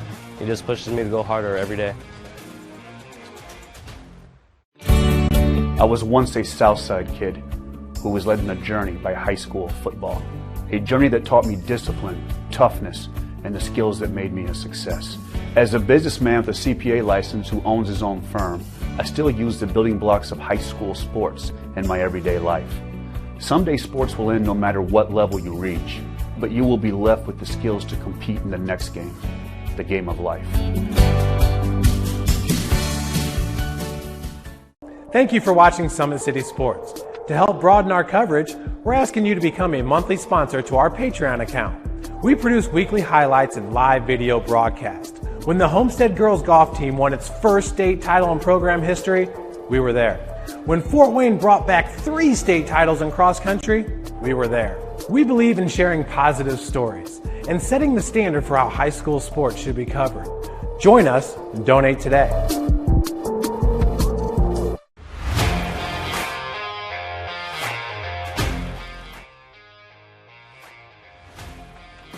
I just want to be the best in basketball. So I want to be the greatest of all time to play women's basketball. So I just know there's people out there working just as much as me. So I just want to keep working hard and keep that intensity going. And so one day I can pursue my dreams of being in the WNBA and playing overseas. So I just want bigger things to come in my life.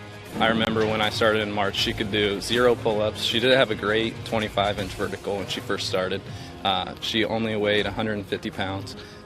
One of our main mottos is do the simple things exceedingly well, and that's where we started. So we started the foundation, building her base, and now we've got to basically the peak of our pyramid of things that we can do with her. So we didn't skip any levels. We did all the basics, and she got really, really good at them, and that's what's led her to become as great as she is at basketball and performance. I've watched her grow, the confidence-wise, the strength-wise, the jumping ability, her footwork. It's really amazing to kind of watch for a girl her size, being 6'3", 6'4", to move like she can move and do the thing and be as agile as she is, along with the strength. Here at Always 100, We have different things that we provide each week with our elite training, working on things that can help them get a scholarship in the future if they don't have one right now. Bunch of skill development, helping kids get better, understanding what it takes to get to the next level. Catching and shooting, working on ball handling. In the last 5 years, we had over 200 kids just able to play basketball at some places from the NAIA, Division III, Division II, or Division I level.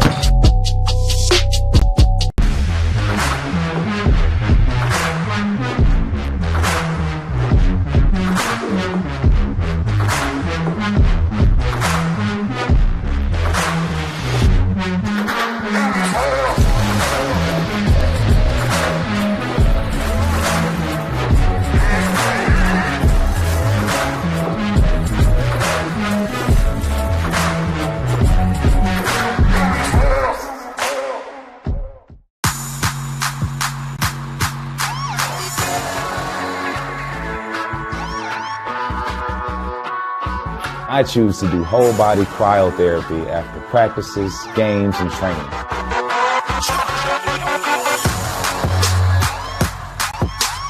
It reduces inflammation in my muscles and allows me to move more agile throughout my profession.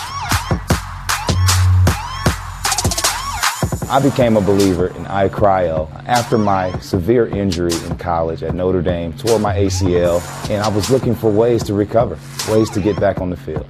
So I'm thankful for iCryo.